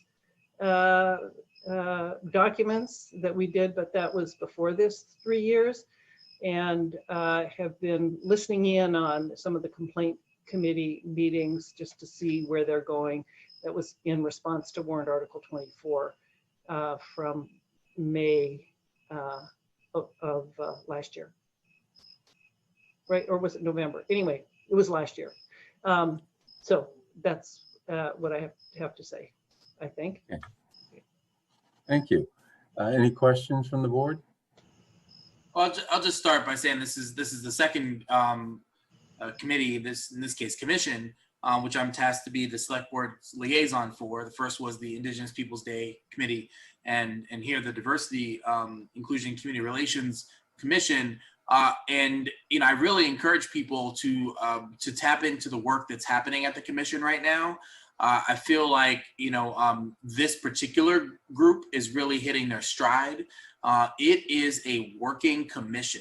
While you see that there are monthly full commission meetings, what's important to understand is that there is much work happening at the subcommittee level and in between, frankly, in terms of moving forward a lot of the projects that Kea or Dr. Vanderzeel mentioned, as well as many others that we probably don't have the time to get into tonight.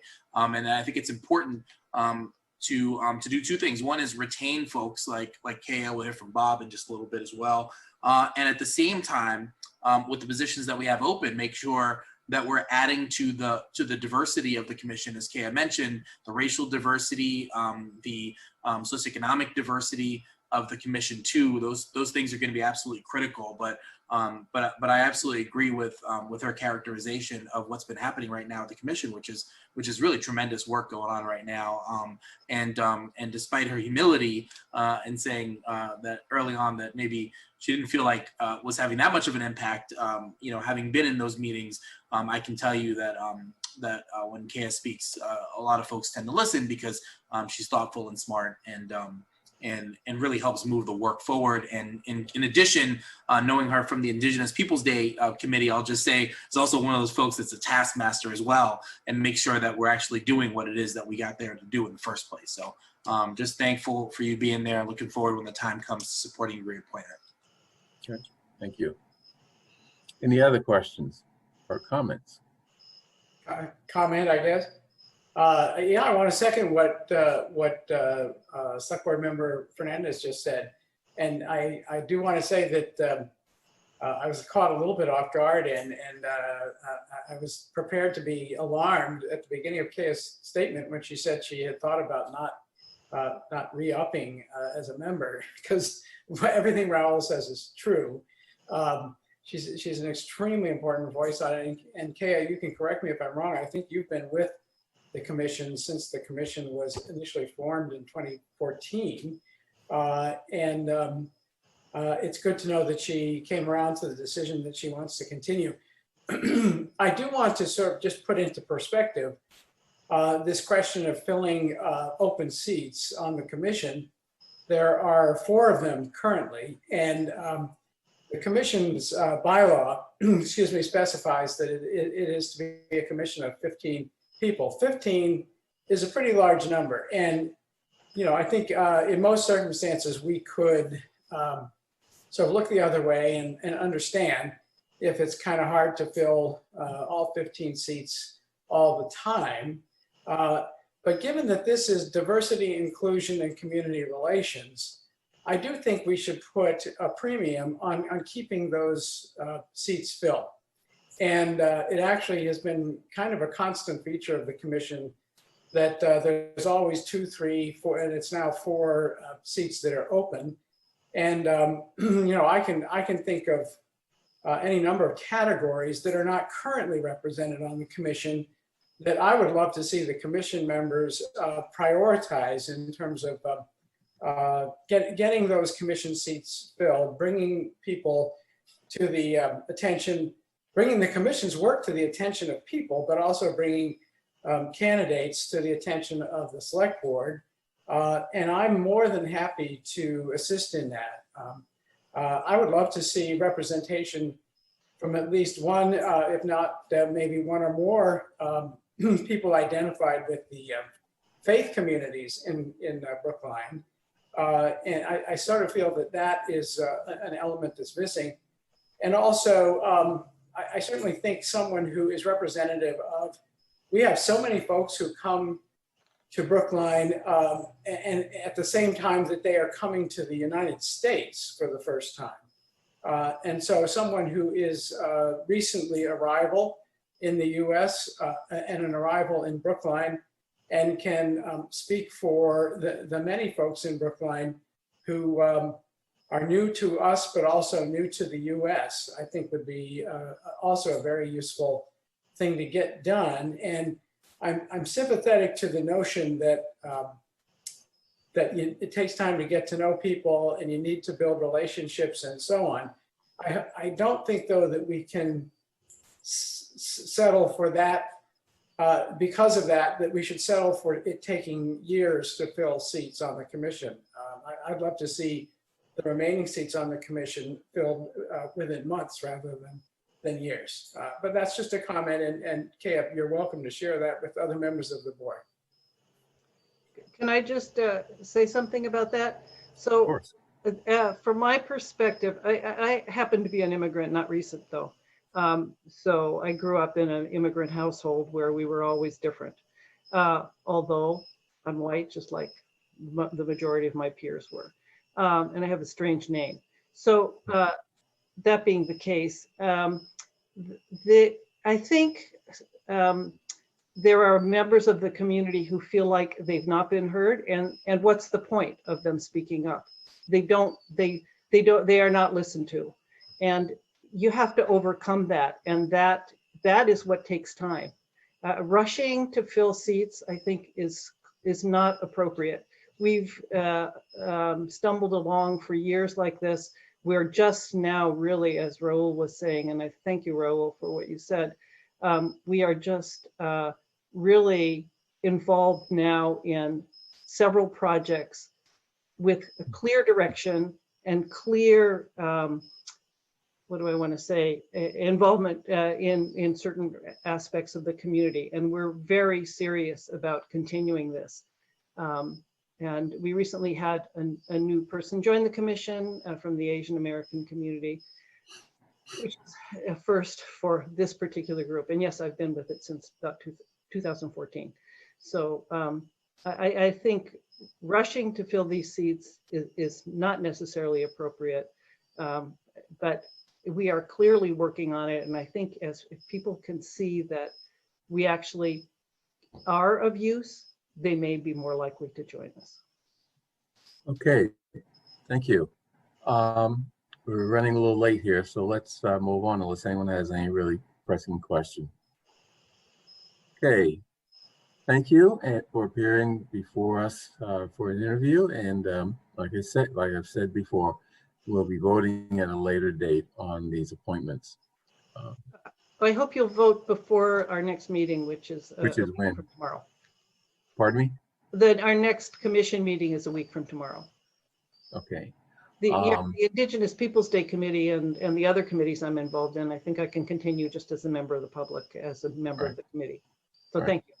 Okay. Devin, make a note of that we should probably have this on our calendar next week. Yep, that's all set. Okay, great. Let me just say that I don't believe that because Kat is a current member of the committee, I don't believe she will not be a voting member next week. I mean, I don't think she should, or any of the people who are being reappointed. It's only the people who want to join the first time. But we've sometimes, I mean, not our best performance, but we've sometimes carried people on committees without reappointing them for some time, and they continue to function and be voting members. So I think it's just until once we appoint up to a full body, and in the event that we don't reappoint any of the incumbents, it's then that they're no longer voting members, which I doubt will happen. But anyway. Nancy, I just want to say that Nancy, I think, is correct. I haven't checked every board and every commission so that I can verify that these procedures are unique to the ICR, but it does, for whatever reason, and truly I don't know the reason, but when the DICR bylaw was written, it was very specific about the terms of service of members and specifies that their terms expire as of August 31st, unless they are specifically reappointed to their terms. So, I mean, the bylaw is the bylaw, and I guess we're stuck with it. I find it hard to read the bylaw in any way other than to say that until we reappoint these members, their terms have actually expired as of August 31st. Yeah. Well, actually, it would bother me that we do something differently for this committee than we do for others. So maybe we should clarify that in the bylaw. Yeah. They continue to the serve. commission should, someone on the commission should write a warrant article to amend that.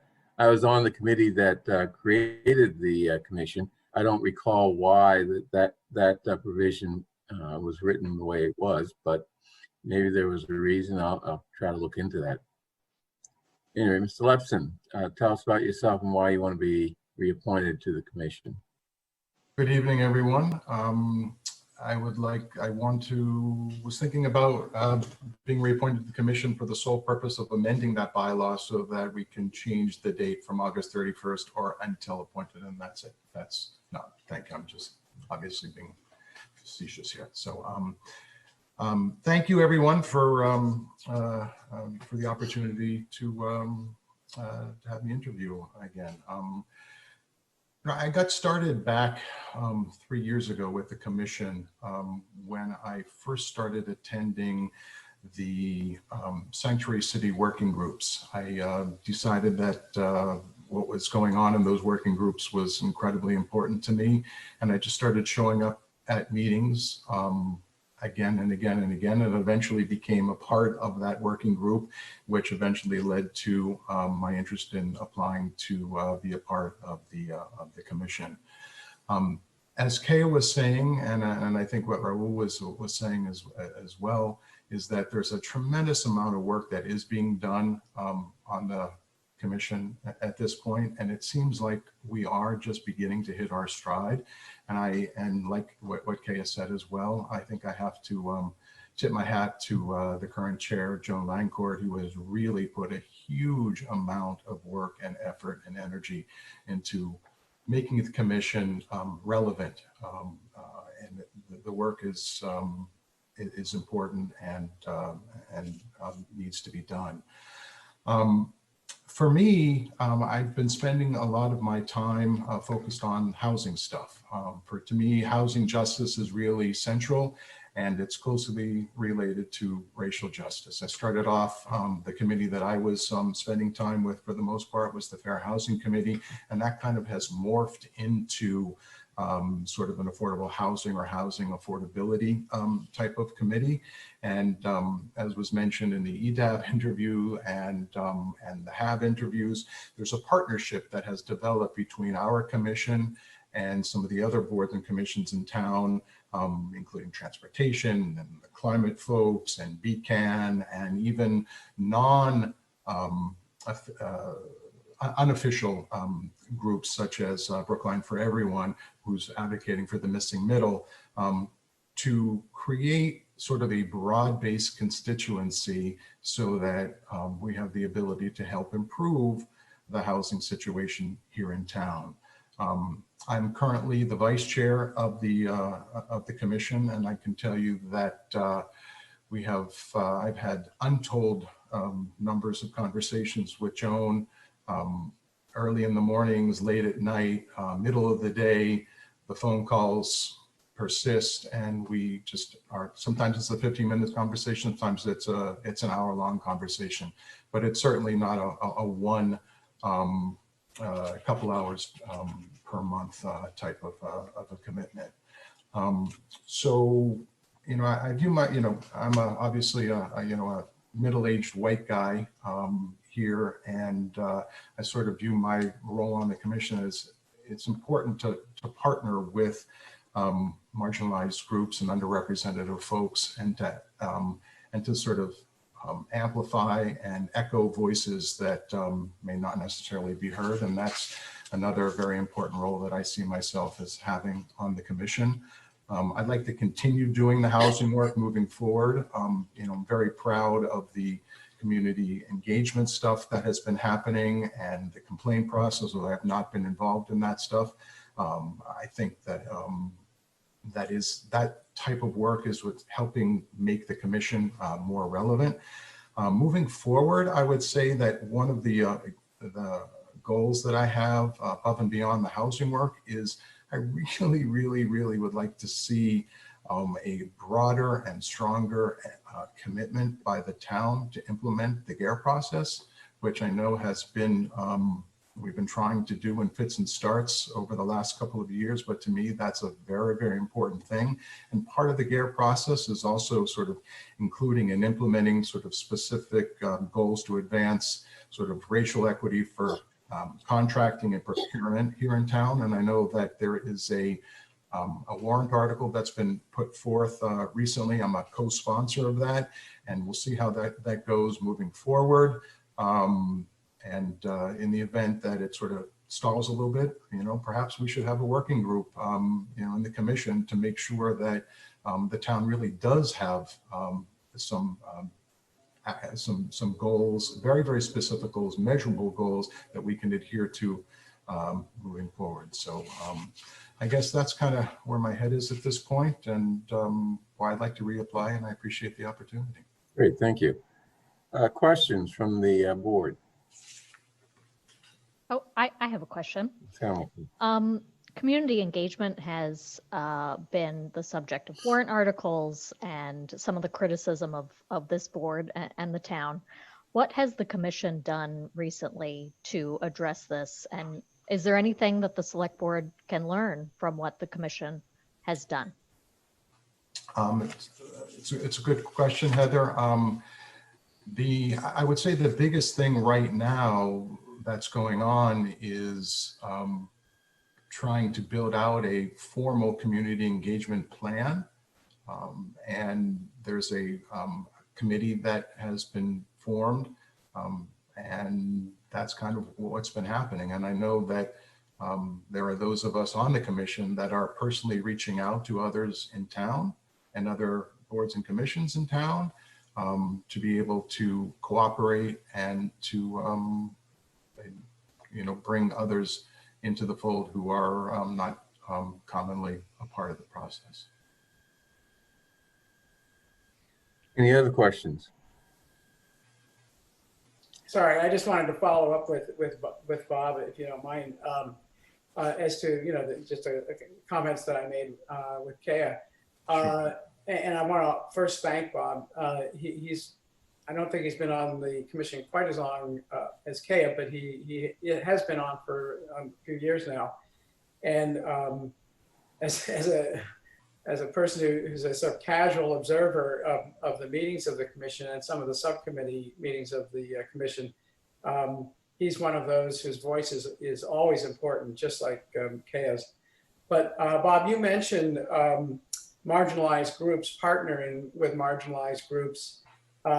Would that not be advanced by having someone from a marginalized group appointed to one of the openings on the commission right now? Well, without question. Yeah. And you know, I guess the only difference I'm having with the commission right now is on the question of how soon can we expect to see those seats filled? Yeah, I mean, I heard the conversation before, you know, with Kea, and I think I tend to agree with you, John, in that, you know, when the opportunities arise and we're able to identify folks, and then people and those folks have a opportunity to gain a broader understanding of the work that goes on in the commission and the commitment that's needed to do it properly, I would say there's no time like the present to bring folks in. It would be great to get to 15. I mean, when I started, we were nowhere close to 15, and there were several resignations that happened, and then now the numbers are building back up, and yeah, let's get to 15, and let's do it, but let's do it properly, and let's do it thoughtfully, and let's make sure that the folks have a good understanding of what's happening and the commitment that's needed to do the work properly. Well, you know, and I know GARE was mentioned, and you know, I think if you apply the GARE lens to this particular situation, you know, the lesson would be to be proactive, you know, and not to wait for opportunities to arise. You know, 100%. Yeah, I'm sorry to jump in here, but I just think, I think, John, you're coming in late to the game. There's been a lot of work to actually increase the racial diversity on the commission. It looks like this, if you were to look on a graph. You're coming in over here wondering why we're not here and not understanding how much progress has been made and how much progress continues to be made. So I would you know, let those who are closest to this work, myself included as the select board's representative, the commission chair, and others, you know, take the lead on this, frankly. There's a lot of work that's been done. The numbers are actually improving over time significantly in the last year. And I know we're gonna continue to do the work. So before criticizing, I think what's actually been working, I'd take a step back, watch a little bit longer, and see the work that's happening. Oh, that's good to hear. But I wonder what your answer is to the question as to how soon how can we expect to see the remaining seats on the commission filled? I think Kea's answer was the right one earlier. We don't need to set an artificial timeline for filling these seats. The work's getting done. We should be looking at applicants as they come, not just add people to the commission because they apply and because there's an open seat, and really think about you know, what it is that the commission needs. I do think that there's plenty of time for folks to show up to commission meetings and start to see what work is happening, because again, the last thing we need is people joining that have no clue what's been going on. We've asked these questions about people, whether or not they've attended transportation board meetings and other boards and commission meetings before. I think that's what we need now. If folks are interested in joining the commission, start showing up to meetings, and also reach out to the commission chair, Joan Lanecourt, talk to her about your interest, express interest, follow up with what's going on, and then please do apply. Also, I would suggest that commission members should look through their personal address books and identify people who may be Black, Latinx, or whatever, who they can, you know, as a friend, approach and suggest they, you know, come to meetings. Now, one of the things that does is it may illustrate to people the narrowness of their social circles, but you know, that's another issue.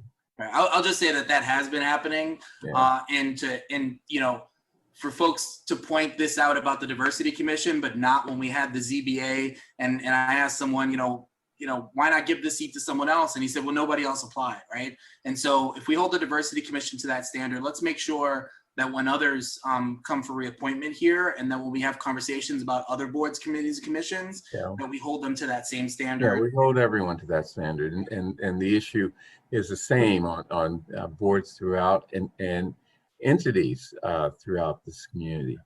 Yeah, and I'd argue that, you know, one of our major focuses needs to be on having racial representation on many of the all-white boards that we have in Brookline.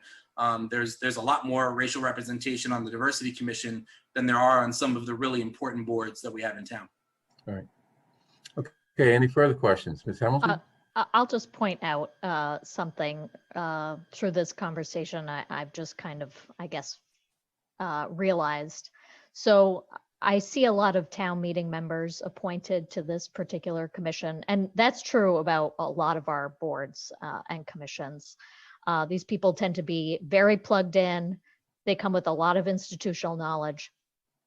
But I remember when I was first elected to town meeting, how intimidating it was to walk into a room where a town meeting member had been, you know, on something for many, many years. And so I'm just throwing it out there that if we want to attract new voices, I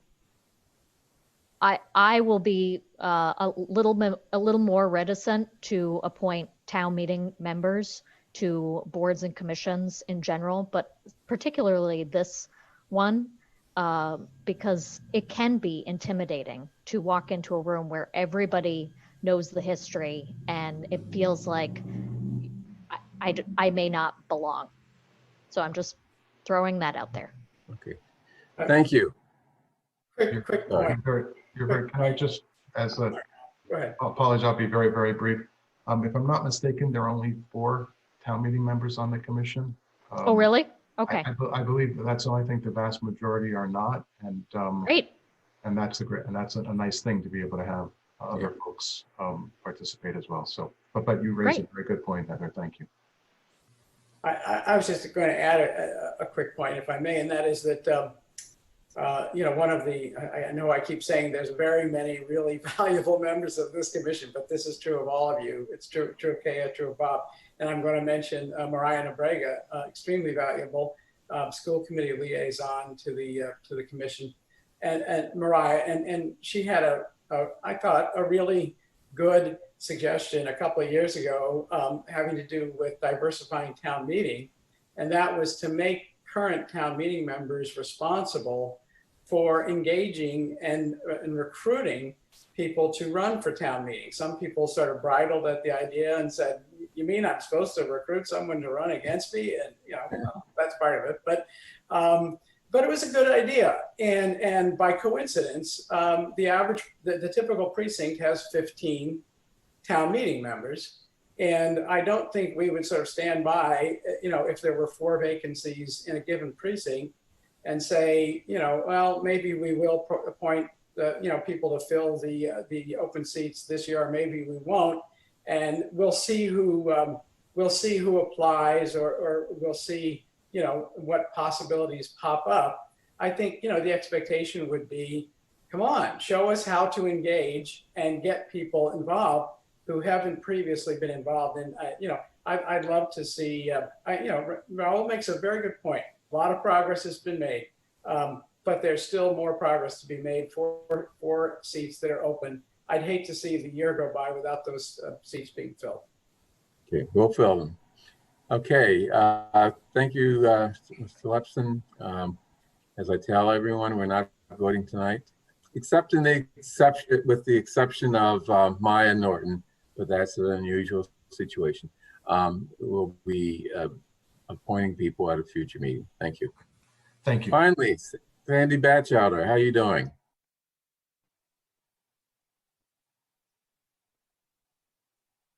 Sandy? Yeah. Okay. Tell us about yourself and why you're interested in being reappointed to the commission. I'd be glad to. Let me just put in 2 cents about filling the seats that no one mentioned. We badly need someone like Kelly with HR experience. The efforts that she's been making to take the town departments and the like to task over diversity has been very successful and will stop without her. So we need that. And then we had a fellow who was wonderful in community organizing, and part of our label is community relations, and that stopped. So keep that in mind too. Sandy Batchelor is, I'm a retired lawyer. I've lived in Brookline for 50 years. And I served on the commission preceding the present commission. So I have historical background, and I think I've served 2 terms on this commission, and was around when it was born. I've been its vice chair. John is now, I'm sorry, not John, Bob Lepson.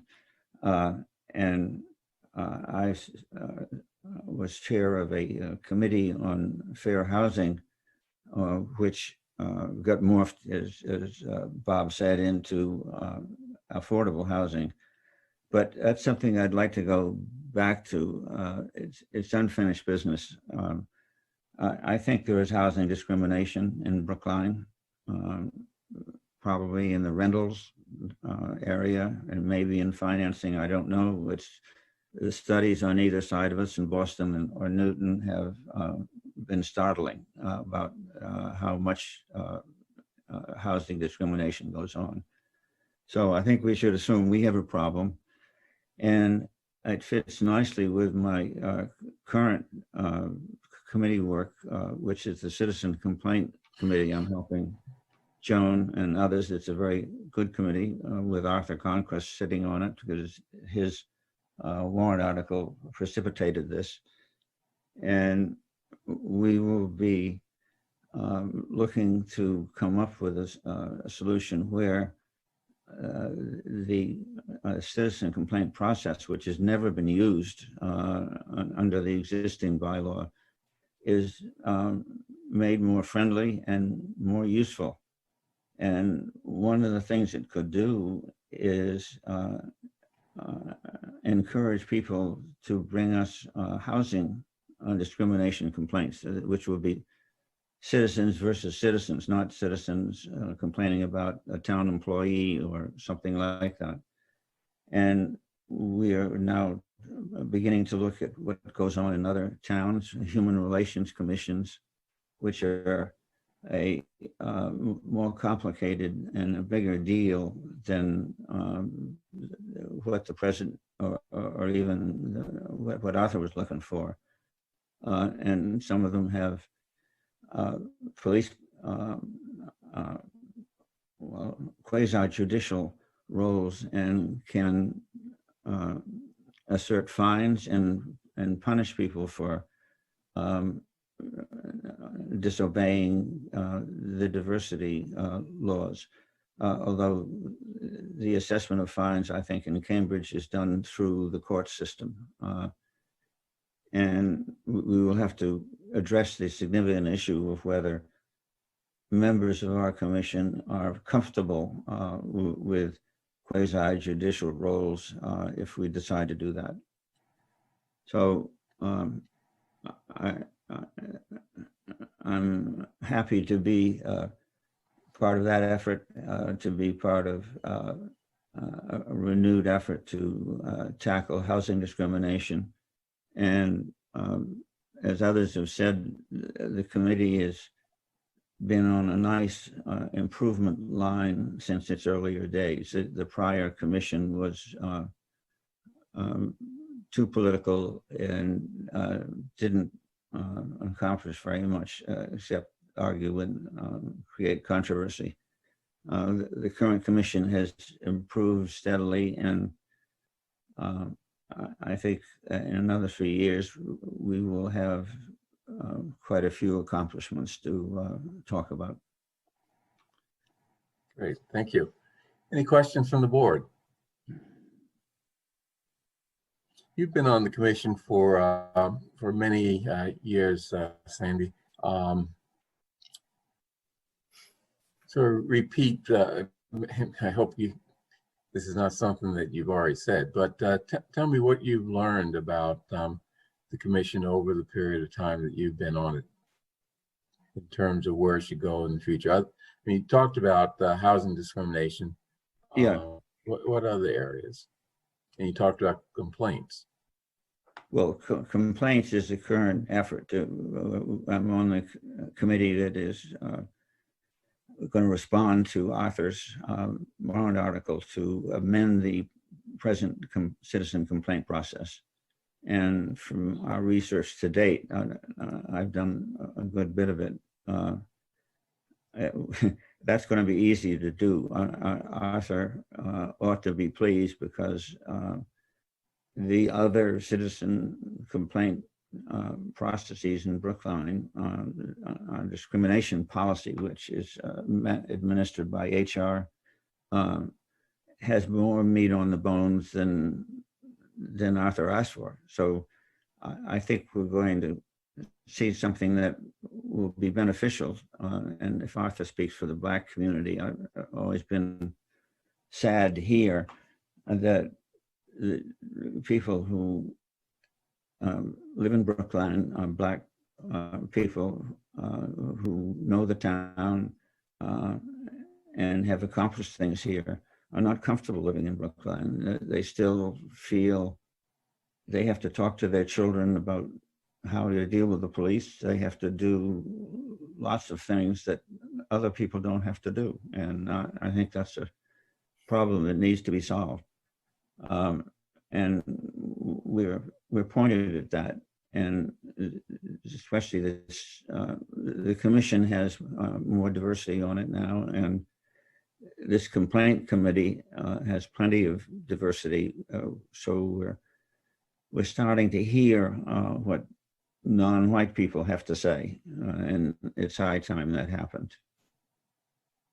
Okay, thank you. Any other questions? I wanted to, in keeping with the words I said about the other two members who we've interviewed, Sandy is yet another of those really important people, especially the work he's doing with the complaint committee. He and I, as it happens, have exchanged a couple of emails. I'll just put on the table for what it's worth. I think it's interesting to sort of raise the question whether Brookline should have, in fact, a human rights commission, and perhaps what we were hoping to accomplish with the DICR commission is essentially what other communities have in the form of a human rights commission. One of the advantages, if we were to go in the direction of a human rights commission, evolve DICR to be a human rights commission, one of the advantages is right up front, I'll use the word branding. I just think it'll be a lot clearer to the public what the mission of the commission embraces. The other advantage, just one other advantage, is that there's plenty of models for how to do human rights commissions. Cambridge, most communities that have something like DICR have it in the form of a human rights commission. And so I think we'd be on well-worn ground with lots of guidance from those who went ahead of us if we took the current DICR and evolved it in the direction of a human rights commission. That's just a view from me. I leave it there for others to think about, and I'm not arguing the position. I'm just raising it because I think it's a question that others perhaps might want to engage in. Thank you. Any further questions? Definitely. This may not be a question, but I wanted to go back and watch one of the commission meetings and discovered that they're not recorded. What are your thoughts about possibly recording these meetings, as many other commissions and the select board, you know, we record our meetings and you can go back and watch if you can't make the meeting at the time that it was held. Especially given Zoom. We have in the past, the person who secretary has recorded the meetings to give her, you know, everything that happened when she writes minutes. But that's not what you're talking about. I think you're talking about recording something for the record. And I don't recall that coming up, but because the minutes in the agenda are made public, so people get to know what's happening, but they don't obviously hear all the debate. And I don't know, I don't have a position on that. As a lawyer or an ex-lawyer, and I used to take minutes of corporate board meetings often. And so where I come from, the less said, the better. The minutes should be shorter and they should deal with what's accomplished.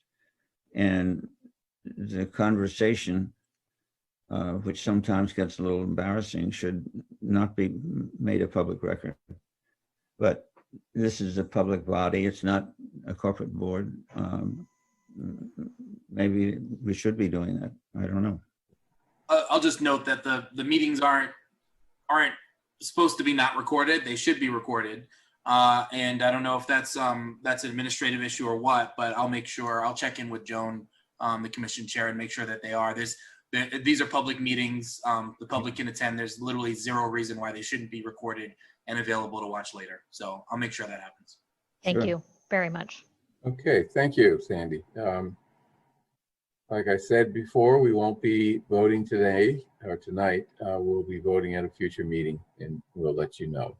Okay. Thank you for appearing before us for an interview. All right, thank you. Okay, next item on the agenda. School solar panel presentation and public hearing.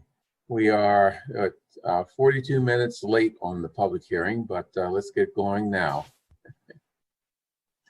Yes. Good evening. Kara Bruton is going to speak for us. And Hi. Charlie Simmons is here. Okay, go ahead. Hi, my name is Kara Bruton. I'm the Economic Development Director for the town.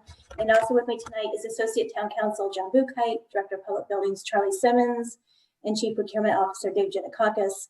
And Finance Director Gina Franconi may be able to join us as well if Devin could look out for her name. And then also, all these people are just for Q&A. This shouldn't be long. Matt Shortsleeve from Select Energy, as well as Walter Gray from Power Options. Power Options is the nonprofit that the town is a member of and benefited from both their pre-negotiated power purchase agreement contract, as well as third-party review for us. They ensure members like the town of Brookline that we receive the best possible business terms. As we laid out in our August 5th memo, we then further negotiated terms beyond that kind of standard contract, and that related primarily to site access, frequency of energy reporting data, and provisions related to if and when we choose to purchase the equipment. As we summarized in the September 4th memo to the select board, since we were last in front of you, the town's bond council reviewed these agreements and did not see any concerns. And our finance director and tax assessor favorably recommended the payment in lieu of taxes or pilot payment values combined with the reduced electricity rates as proposed in your package. For those joining the conversation for the first time tonight, the power purchase agreements, or PPA, effectively permits the use of several municipal rooftops in exchange for a cheaper electricity supply rate. Select Energy will construct, maintain, operate, and own the solar system on our property. The town then has option to purchase the system as soon as year 7 and then intermittently until year 20. I do have a couple slides to show the municipal building sites that we're talking about tonight, summarize the estimated electricity savings, and then show a quick visual of what the panels might look like as installed. And so let me just try to share my screen. Maybe Devin can change that for me.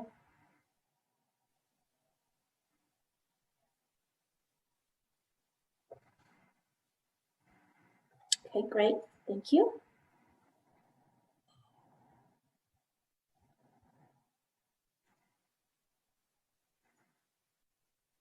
Okay, so the first site is now the Ridley School in Coolidge Corner on Harvard Street. This is an aerial view in the blue squares all along here, all the different places where the solar panels would be installed.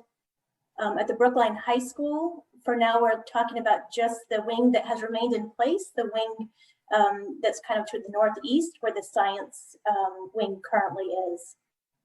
And then the Crane pool and also tap and gym, that's one property. And then finally the Runkle School, and that's kind of distributed throughout.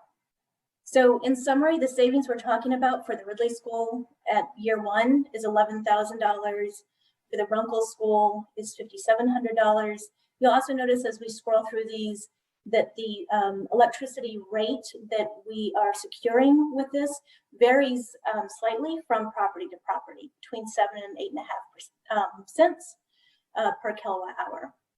For the high school, we're talking about an annual savings of about $5,000, and the Crane Aquatics and Tappan Center close to $11,000. So in just the first year, we're talking about electricity savings combined across the sites of $32,963. And that's in addition to the pilot payment in lieu of tax payment agreement. That would be a total of $157,000 over 20 years. I'd also like to show you a quick video, and I mean 30 seconds, because everybody wants to know what these things actually look like. Let's see.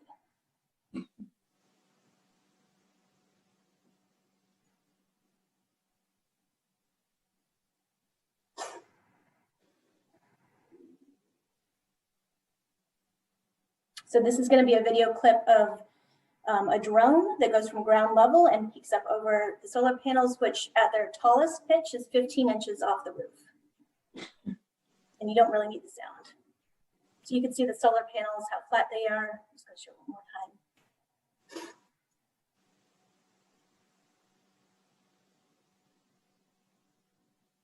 So that gives you a sense of what these look like. I'm going to stop sharing the screen and I turn it back over to you.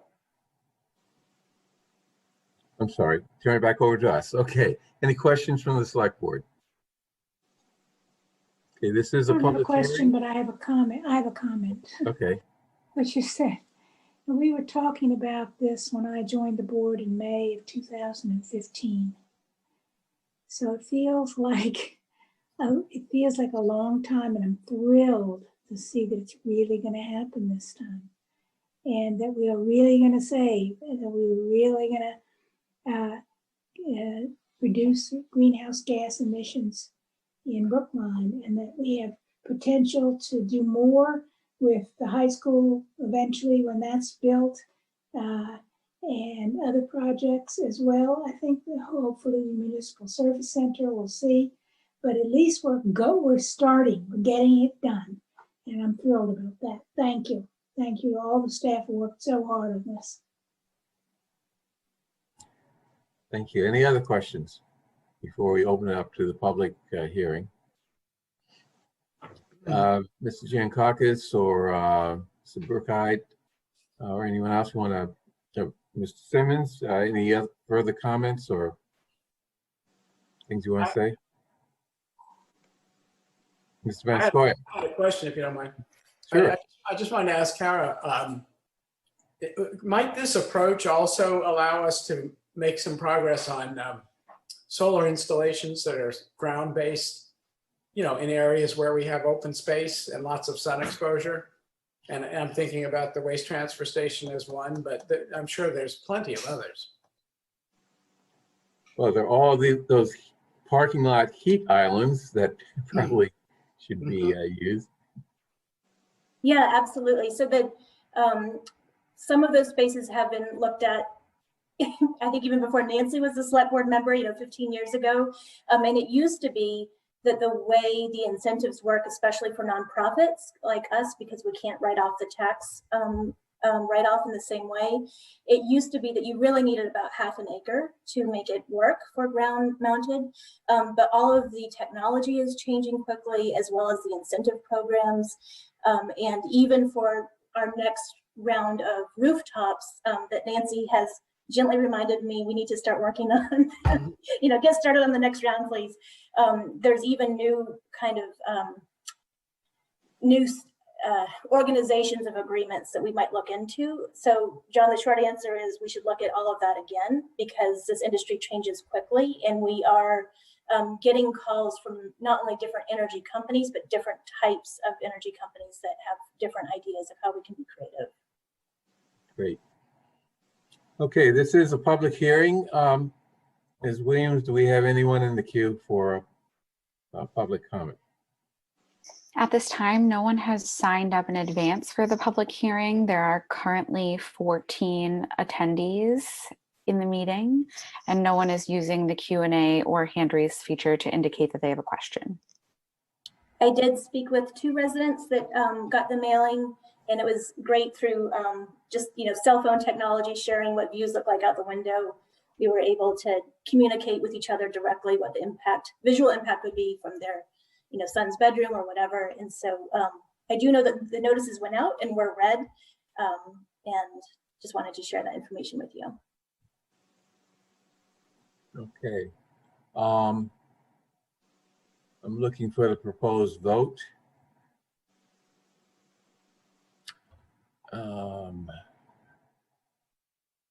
I don't see a proposed vote in the materials. So I'll just wing it.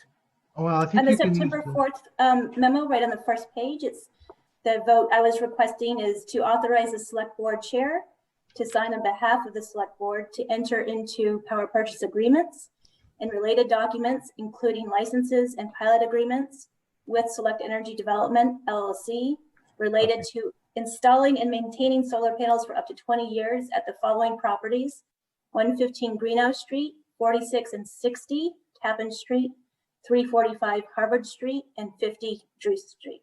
Right. Okay, I found it. I'm juggling 2 computers, so I sometimes lose things. Yeah.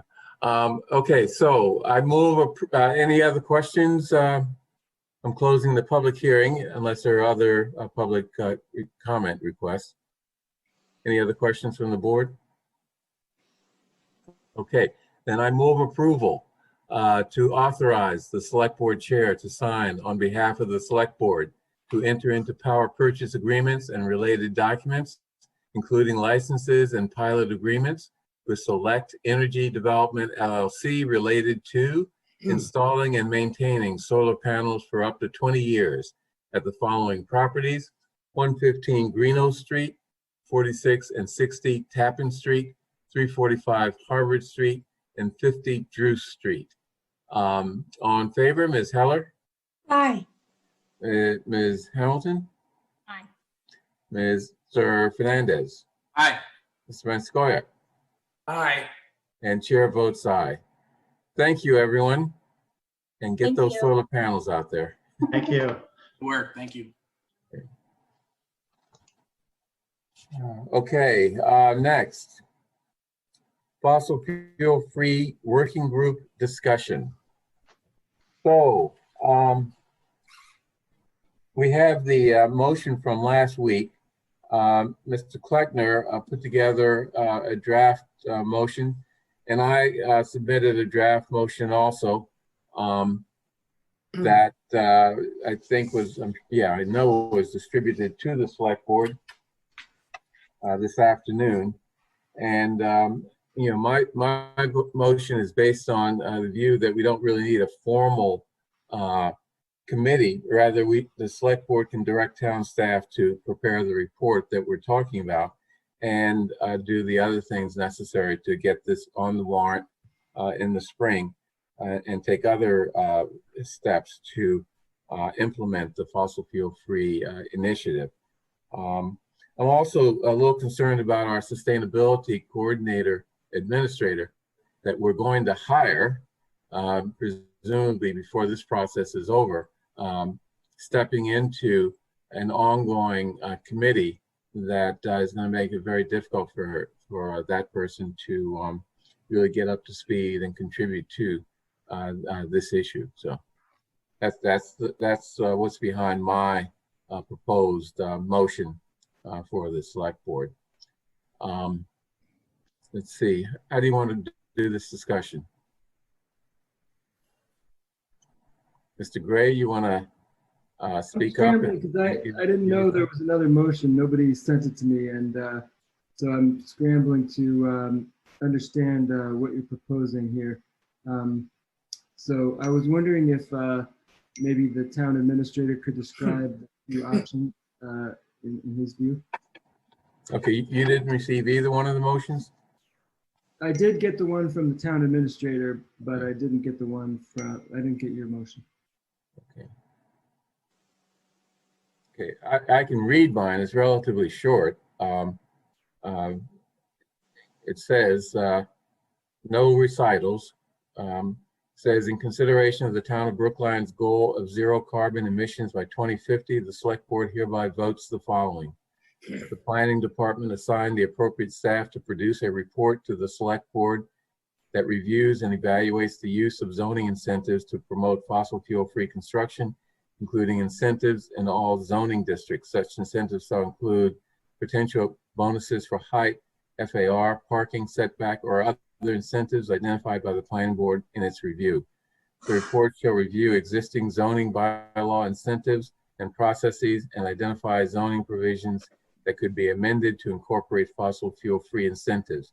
It shall also identify non-bylaw incentive mechanisms, including waivers, fees, fast-track permitting, and special permitting. To the extent possible, the report shall use relevant data to evaluate the use of zoning incentives and shall cite existing studies of same. Most of that's out of the original motion. Based on the findings of the report, the planning department may propose zoning amendments for submission to the town meeting by the planning department or the select board. 4A, the adoption of incentives to encourage fossil fuel-free construction in new buildings and major construction, or B, where appropriate and legal, compulsory requirements for fossil fuel-free construction. In performing this review, the planning department shall work with the Economic Development Advisory Board and the building department. The planning department shall also actively consult with and work with local residents who have expertise in construction and related skills, local residents who have expertise in zoning, the petitioners of the recently proposed fossil fuel-free zoning incentive bylaw, and residents who have stepped forward to express concerns about the merits of using zoning to promote fossil fuel-free construction. Once the town's sustainability administrator is hired and available to participate, they shall be included in the preparation of the report in accordance with their role as a town sustainability administrator. The planning department shall convene at least one public forum no later than December 1st, 2020 to present its preliminary work and solicit public input. The planning department shall provide the select board an interim report following the December public forum no later than December 31st, 2020. The final report, including any proposed warrant articles for submission to the 2021 annual town meeting, shall be submitted no later than February 16, 2021. And actually, maybe we should have shared that with the on the screen, but I apologize. I didn't think of doing. I'll also just jump in and say, as someone who's been guilty of this before, I think we received this in our inbox as even select board members, I think sometime just before noon today. I know I work during the day and don't necessarily have the opportunity to review things. And again, I say as someone that's been guilty of this before, meaning I've sent stuff for review for the select board that night in the middle of the day on Tuesday, we may want to consider adopting some kind of standards that say maybe we need to receive all documents for board meetings by noon the day before, and if not, then that item gets pushed to the next week. So it's tough for me right now to think about what the real differences are between the two and whether or not I would support one over the other necessarily. I'm just right now. Yeah, no, I appreciate that, and I'm not sure that we ever will be able to ensure that things get out that early. And the way the town operates, it's last minute for a variety of reasons many times. I think, can I just, I looked at this earlier today, and it seemed to me that while the examination and the review of various, issues involved in this are pretty much the same, the difference really between the town administrator's version and the select board chair's version is that the select board chair has tried to get away from having a formal committee with meetings and open meeting law requirements and quorums, and principally because the work needs to get done in as expeditious a fashion as possible. And as much as I love the processes of Brookline, I would never denigrate them. I will say that they can be cumbersome. And it is given that there is heavy consultation with the same people who would be on the working group, just not in the same formal kind of way. I think it's a good idea to move forward in this direction. We can always establish another working group later if we feel that this is not working or there's something, that's being missed. But in the meantime, I think at least the planning department will have the, they have a lot of expertise in zoning. They know the pitfalls one way or another, and I think that they'll be able to work more expeditiously under Bernard's proposal. I don't disagree with that aspect of it. Bernard, did you imagine the folks that brought potentially this warrant article forward this time around? Them, I guess, what do you imagine their involvement to be in whether it be in this through this administrative process? Yeah, they would work closely with the planning department at every point. And once we get a sustainability administrator, and I think that's really key, that person will reach out to them and make sure that they're involved. But more importantly, the focus of the work of the planning department will be around the incentives proposed in the warrant article that was drafted. I mean, that's all that the planning department is supposed to be working on. So. And I'm also a little sensitive to the fact that we're really understaffed in this town, and the planning department is among the departments that's really understaffed, and they're really we really throw a lot of stuff at them. So we have to be careful how we or what stuff we do throw at them. And I think this is just a way to enable them to move forward quickly and in a focused way, but not be unnecessarily burdened. So, just a couple of comments, if I may. We're in the uniquely awkward position, those of us, the four who are not the chair, of having to choose between a very well thought through proposal from the chair and a very well thought through proposal from our town administrator. And I'm of a mind to say, why don't the two of you work it out? I hear Nancy, but I'm not sure I see in the chair's proposal, in the specific wording, the evidence for how this will be more expeditious than the process proposed by the town administrator. So if somebody wants to comment on that, either Mel or Bernard, I'd welcome that.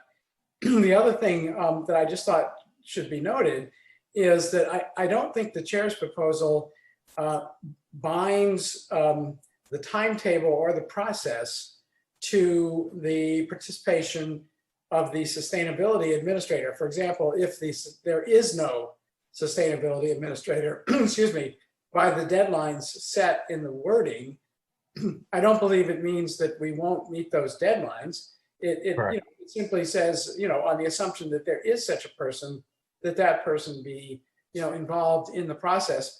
I'd love Mel to comment as to whether he sees any impediment in what he has proposed to the sustainability administrator being involved in the process, even though it's not in his wording.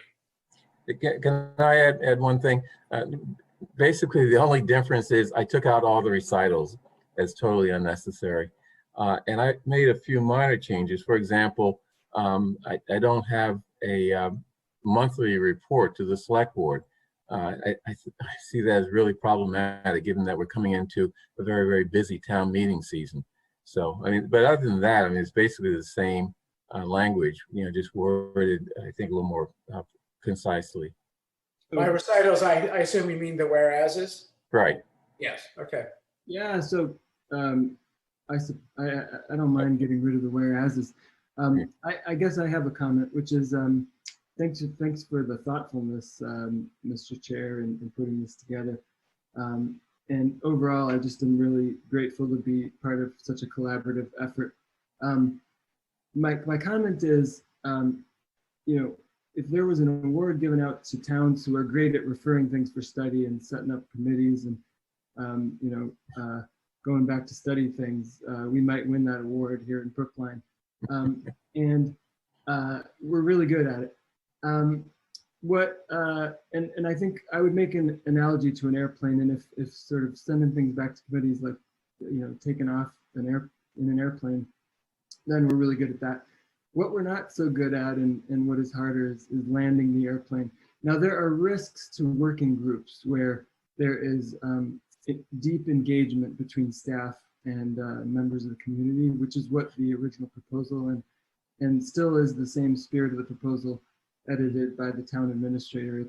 Those processes can be messy and there are risks to them. And there's risks of not converging, there's risks of some chaos. There's also risks to the type of proposal that Chairman Green has put forward, chiefly that the focus and the scope is not ambitious, is not of the level of ambition that matches our community. And until the town administration develops a record of putting forward environmental proposals that do match the ambition of our community, then I look forward to that day. But until that day comes, I would suggest that we would get a proposal that would better match the desire of town meeting through a participatory process. That would, in order to help land that airplane, I would need to be in the cockpit. I would expect that the town administrator would also be in that cockpit, but I would need to be in that cockpit. So if there was a working group that was chaired by me that interacted with staff, I feel that I would have a chance of landing that airplane. If the staff produced this report and there's not a specific mechanism for collaboration, I'm concerned that we don't land this airplane in a way that's consistent with the desires of town meeting. Mr. Kleckner, you had your hand up? Yeah, I wanted to explain what I did a little bit and why I did it, and then sort of make some comparisons with Mr. Green's proposal as I understand it. So first of all, I want to say I'm not going to be in the cockpit. I might be in the air traffic control tower, but I'm not going to be in the cockpit on this one. It's just not practical for me to do that. I will say that, so I think it was last Wednesday, less than a week ago, we talked about this, and I offered to try to take Mr. Gray's proposal and put it in a little, I think, a little bit more formal and, I don't know, more objective basis. I thought it was a good proposal, but, so I did a few things. I also modified a lot of the recitals and tried to make them more objective, less subjective, I should say. I expanded the report submission date to February 16th, which part of that was to try to engage a sustainability coordinator who would be hired no later than January. And I think we talked last week that hopefully we might be able to expedite that process even further. I created a working group that will be facilitated by the planning department, and that's a really important point. I removed any required outcomes for the report. In other words, there were some prescriptive things that said the report had to recommend certain things, and I just think that's not, to my way of thinking, a good way to assemble an objective report. And then finally, did require use of more objective data and existing studies if they were available. I really believe this board needs to think about whether or not it wants to see the planning board run the process or a citizen initiated proposal or even a committee, if you will. I don't think it's a huge surprise. It shouldn't be a huge surprise that our departments, it's just not the planning department. There are a lot of departments, we tend to be more conservative, I think, as staff. That's just the way it is. And we're happy to take direction from the town, especially an progressive town like this, but it's probably not gonna, you're not gonna get the most aggressive proposals out of a department, a staff department. I think that's clear. What I was proposing, and I think Bernard's proposal proposes, is that it's a planning department led process with input from folks. But I want to tell you that I think it's good. I see very strongly held positions already on this issue about zoning, very contentious issues. I think we might be at the same point. Granted, we might have a good report that provides some objective data, but I don't think it's going to change the fact that some people think this is a good idea and other people just do not. And so if that's going to happen, I think it's unfair to ask the planning board to sort of adjudicate that or to resolve that. I proposed this working group with some ideas of membership that the planning board would create. But I did not intend it to be a committee like other committees of the town. So in that respect, I do believe that Bernard's and my proposals are more similar. But I really do think the board has to reckon with this because I think next February we might find ourselves in the same boat. Any other comments from the board? From Jesse or Lisa or whoever. I just wanted, I'm sorry, Mel, but I just wanted clarification by what you mean, as to what you mean by same boat. I'm not sure what By what? The same? You said we'll be in the same boat. Same boat meaning there are people with strongly held views that this is the best idea, and people with strongly held views that this is a terrible idea and it constitutes upzoning and so on. Just what we heard last week. So I'll jump in. I was trying to rack my brain, trying to recall a time where we appointed a petitioner to be the chair of a committee. The only example I could really come up with, I think Susan Granoff was the chair of a senior tax committee that got sent to a study committee. But the precedent, it would be difficult for me to get behind it, knowing that we don't have a sustainability administrator yet. I would feel much more confident appointing Jesse to be co-chair if we had somebody on staff that would be on the town side. I'm just worried by appointing a petitioner, you're actually going to be very frustrated because you're going to be on the outside trying to come in to a department that is understaffed. And I don't know whether or not that will be a recipe for success. I'll just know, and maybe I'm seeing it from a different perspective or we're just wrong. But we don't yet know what the sustainability person who is hired, what kind of skill set they'll have. A lot of the questions around this, and as I think Mel rightly points out, the contention around it is on the zoning side, not on the aims. The previous warrant article that would have mandated this type of construction passed overwhelmingly without any incentives related to zoning. It seems that the more contentious side of this on zoning, and the extent to which a brand new sustainability director, coordinator, I forget what title they'll have, will be able to weigh in on that in the first months of their job. I wouldn't expect that they'd be able to really provide, and maybe I'm wrong, but that kind of substantive level of input or guidance, and certainly wouldn't lead any of these efforts at that early stage in their time with the town of Brookline, I imagine. So that to me is more of something on the side.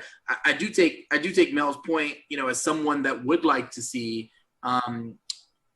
this is what I prefer to see from town staff is a range of proposals. Ones that are perhaps a little bit more aggressive, ones that are more conservative, and something in the middle, and then that gives the board an opportunity to wrestle with. And I take Mel's point that that if this was just a board or a working group, whatever you want to call it, of just town staff, at least speaking just for myself, I might not at least get to see the kind of proposal I'd like to see, even if I was the only one that was interested in something perhaps that aggressive. And so, again, just, looking at the two as I see it now, I do like what Mel's crafted. I like that there's space for, the petitioners in particular, or whatever we want to call them, folks that have been leading this effort. There's space for them to get involved and to take a leadership role. I don't want to get into like the chairing of it at this point, but making sure that those voices are prominent in this work, I think is going to be really important to getting. Otherwise, this is an exercise in futility if we're going to end up right back where we started. So at least to present some meaningful, potentially workable, as well as more aggressive proposals that might also be workable. But I don't know. It seems to me, not having the benefit of being able to sit back and compare the two for more than the time that we've had in this dialogue, that the town administrator's proposal might get closer to that. Mel? I was just saying, I know nobody wants to hear this, but I do think that maybe another week would be able to help inform this discussion, and I'd like to help work on that if the board would be willing, and Mr. Gray would be willing to wait yet one more week. Anyone have an objection to that? I just had a question. I'm not necessarily objecting to that. I think this would be a working committee. There's a lot of work to be done, but one more week, we could probably wait. I was curious, in the town administrator's view, I'm not that familiar with working groups, although I am familiar with how they operated, under the former sustainability program administrator, Zoe Lynn. But I was wondering, in the town administrator's view, what would be the logistics of this kind of a working group? Sure. Actually, my definition of a working group is more of an informal group of people, which includes staff and advocates and members of boards and committees, who are working on a very specific project or task. I don't see them working independently of the planning department in this case. I see it more of a collaborative effort. And that's the point I'm making to this board, to the select board, is that if you're not comfortable with that, if you want to see a committee of the residents vote and make recommendations to you, I tend to agree with Raul. I like this idea of creating different alternatives with the different levels of perhaps risk or what have you, and give the board that latitude. I don't exactly know that's going to happen in this process, but I can tell you that the planning department is going to be reluctant to make certain specific recommendations around this if they're not fully comfortable. And I don't know how, as far as I know, we're the only ones that have, maybe there are some zoning incentives out there, but I haven't seen them yet. So we're not really dealing with a lot of information and a lot of facts and a lot of actual experience that we can look at. Maybe that's not accurate, and I stand to be corrected, but that's why I was saying, John, at the end of the day, I'm not sure that people are going to have changed their mind a lot about this. That's my opinion. I think your suggestion that we put it off for a week and maybe allow, some time to think about it, since we just got it, very recently. Some members apparently have not even seen it, at least not seen Bernard's version. And, maybe Mel and Bernard will talk about it and see what they can come up with.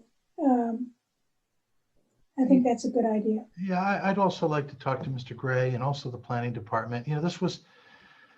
Last week was a busy week. I spent a lot of time on the weekend, but it's really not the best time to engage with people and to talk about it, at least from my point of view. So I'd like a couple more days to do that. Yeah, okay. I was just going to suggest that we add one stipulation to the language, and that is that the composition of the working group be approved by the select board, upon providing. I'm not taking away from the planning department the initiative in proposing membership of this, but I do think we have to have a say once they have proposed the membership as to the final composition of the working group.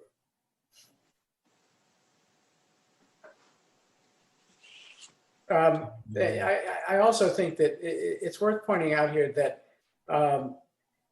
what this calls for at the end is a report. And if the report ends up saying, on the one hand, on the other hand, we examined, possibilities for zoning, we heard objections, here are the objections, we heard people say that some of these objections are without merit, here's what they say and why they say those objections are without merit. And if they come to no real conclusion, if there's not an ardent, show of support for this, the reality is that Jesse and Lisa, and you can name a whole list of the initiators of this, will always have the option of going to town meeting with a citizen petition. And I hope that the people who do the work of the working group keep that in mind. There will be people in the working group who will raise concerns and who will raise very legitimate questions. But if the end result of the working group process is that there has been any kind of intransigence by people in trying to make this as good as it can be and still be a proposal to achieve fossil fuel-free building through incentives in the zoning code, if intransigence has stood in the way of such a proposal being endorsed to be brought to town meeting, then there will still be a proposal brought to town meeting. And so the real aim here is to get those who have concerns and questions to put the concerns and questions on the table, and get those who are the most ardent advocates for this to hear those concerns, address those concerns, and work out sort of responses to those concerns, but always with the goal in mind that in the end, a proposal will result that achieves the purpose of addressing through the zoning bylaw incentives for fossil fuel-free building. I would just add that there's a lot of creative ideas. There's room for creativity here too, but the creativity goes nowhere without the input of an expertise of the town staff. So I don't see it as necessarily so much a battle between two sides as a seeking of input on a lot of creative ideas, many of which are not that smart and should appropriately die in the hands of the first town staff member they encounter, whether that's building department, town council, planning department.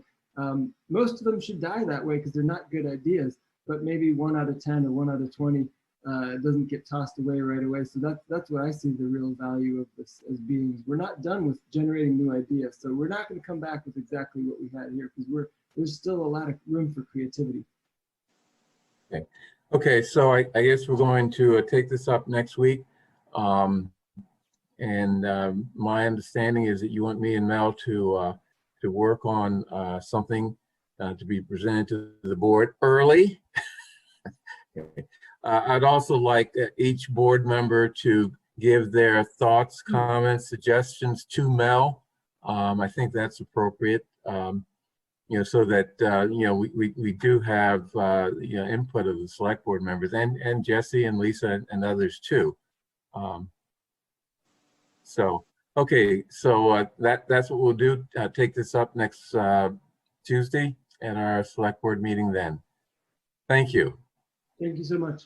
Okay, next item on the agenda is the final item, the fall town meeting warrant. Okay, which is, let's see, looks like it's about almost 200 pages long. We're not taking each article individually, I hope. Good evening. No, we're not. Melissa Goff, Deputy Town Administrator. So we have a total of 39 articles that were filed with this town meeting, 24 of which were refiled per the board's commitment as we were looking at a condensed town meeting, and 15 new articles. So some of the items that we'll be talking about are affordable housing, body cameras, short-term rentals are refiled. A lot of articles around the election process. The town clerk warrant articles were filed. John, I don't know if you've had a chance to take a look at them, but when we spoke about the town clerk warrant articles, we said that if there were any pause that the board had about these articles, we could use this opportunity before the board executes the warrant to remove them. So I'll let the board have a discussion on whether or not they feel comfortable moving forward. Yeah, I feel pretty comfortable. Both the warrant article, about the vote as well as the amendments to the bylaws. I mean, I think we really have to do this, and this is the way it's done. It's not anything really complex. It's fairly straightforward. Then we also have some warrant articles around micro units again, some warrant articles around advisory committee and the rules of the advisory committee, an article on litigation and claims, and then a resolution on budget equity, a resolution on the town school partnership, a resolution on housing and inclusive climate friendly zoning, resolution on the select board stipends and school committee stipends filed again. And then you should be familiar with the two resolutions or the resolution and the special legislation around the item we were just talking about, the fossil fuel free warrant articles. Right. So all in all, 39. Anyone have any questions about any of the particular warrant articles? I'm sure no one read all 200 pages, but I hope you skimmed through. How can you say that, were Bernard? interesting. And we will be holding public hearings on each one. Yeah, and we'll read them at that point. But you know the subjects that are that are in the warrant articles, and it's going to be a fun fall. So any further questions? All we have to do is vote to approve the warrant, right? Approve and execute the warrant, and then Kate will be hunting for your signatures later on this week. Okay. Good. I was just going to mention that, and I've got to do some work to read through each and every one of these, but, I know in the past we've had warrant articles that come forward that are essentially asking us to take some action. And I'd encourage us to take a look at the warrant and see if there are any articles where we say, hey, do we all agree as a select board that maybe we should take this action anyway? And then maybe we can just do it. And save some folks some time if that's something. If it's a resolution or something sort of asking us to take action, and there's broad agreement on this board that we should, maybe we can actually just make that happen. Yeah, we've done that in the past, and it's a way of reducing the number of warrant articles. So, and everyone loves that. So. The advisory committee is also looking at revising their process too, and looking to maybe not dive in as deep on some of the articles that are kind of opinions that don't necessarily have a fiscal impact or something that they would need to really kind of weigh in on. So their process is going to be a little bit altered for different articles. Yeah, and there's some articles they don't really have anything to add to. Yeah, so, I mean, other than just opinion of you know, the individual members. I mean, so I think that's really good. Let's execute. Okay. Let's execute, but if you don't mind, just a quick comment before we do. On the subject of resolutions, I've for you know, a long time as a town meeting member who served for some 30 plus years, I've had issues, procedural issues with resolutions. As a general rule, because they are resolutions and not hard and fast changes in bylaws or measures that have, you know, a direct impact on, say, budgets. It's much too easy to, you know, just automatically vote for them because you've always got that, well, you know, there seem to be some people who are for it and I don't want to spoil their party and seem like the bad guy. So, you know, we'll all vote for this because we know it's not, you know, it's a resolution. It's a resolution. It's not going to have any particular effect. And yet, ironically, some of these resolutions take more time than the stuff that has real actual effect, and that we do as a town meeting. And in view of that, if people who are behind some of the resolutions could think hard about some forbearance here, and they have it within their hands to help us get through this town meeting without it becoming an arduous process of days and days and days at a time of year when we are going to be under all kinds of other pressures. If they think after reflection that maybe this resolution doesn't absolutely 100% have to be dealt with at this particular town meeting, it would be a good idea to withdraw it. But if they decide they want it and they have to have it, then we'll have the debate and vote. And I just looking at that list, without the resolutions, we'd be dealing with 31 articles, not 39 articles. And looking at the numbers 32 through 39, I could see that becoming the lion's share of the time that we spend at this upcoming town meeting. I wouldn't count on people withdrawing their warrant articles on that basis, because many of them, many warrant articles are really test.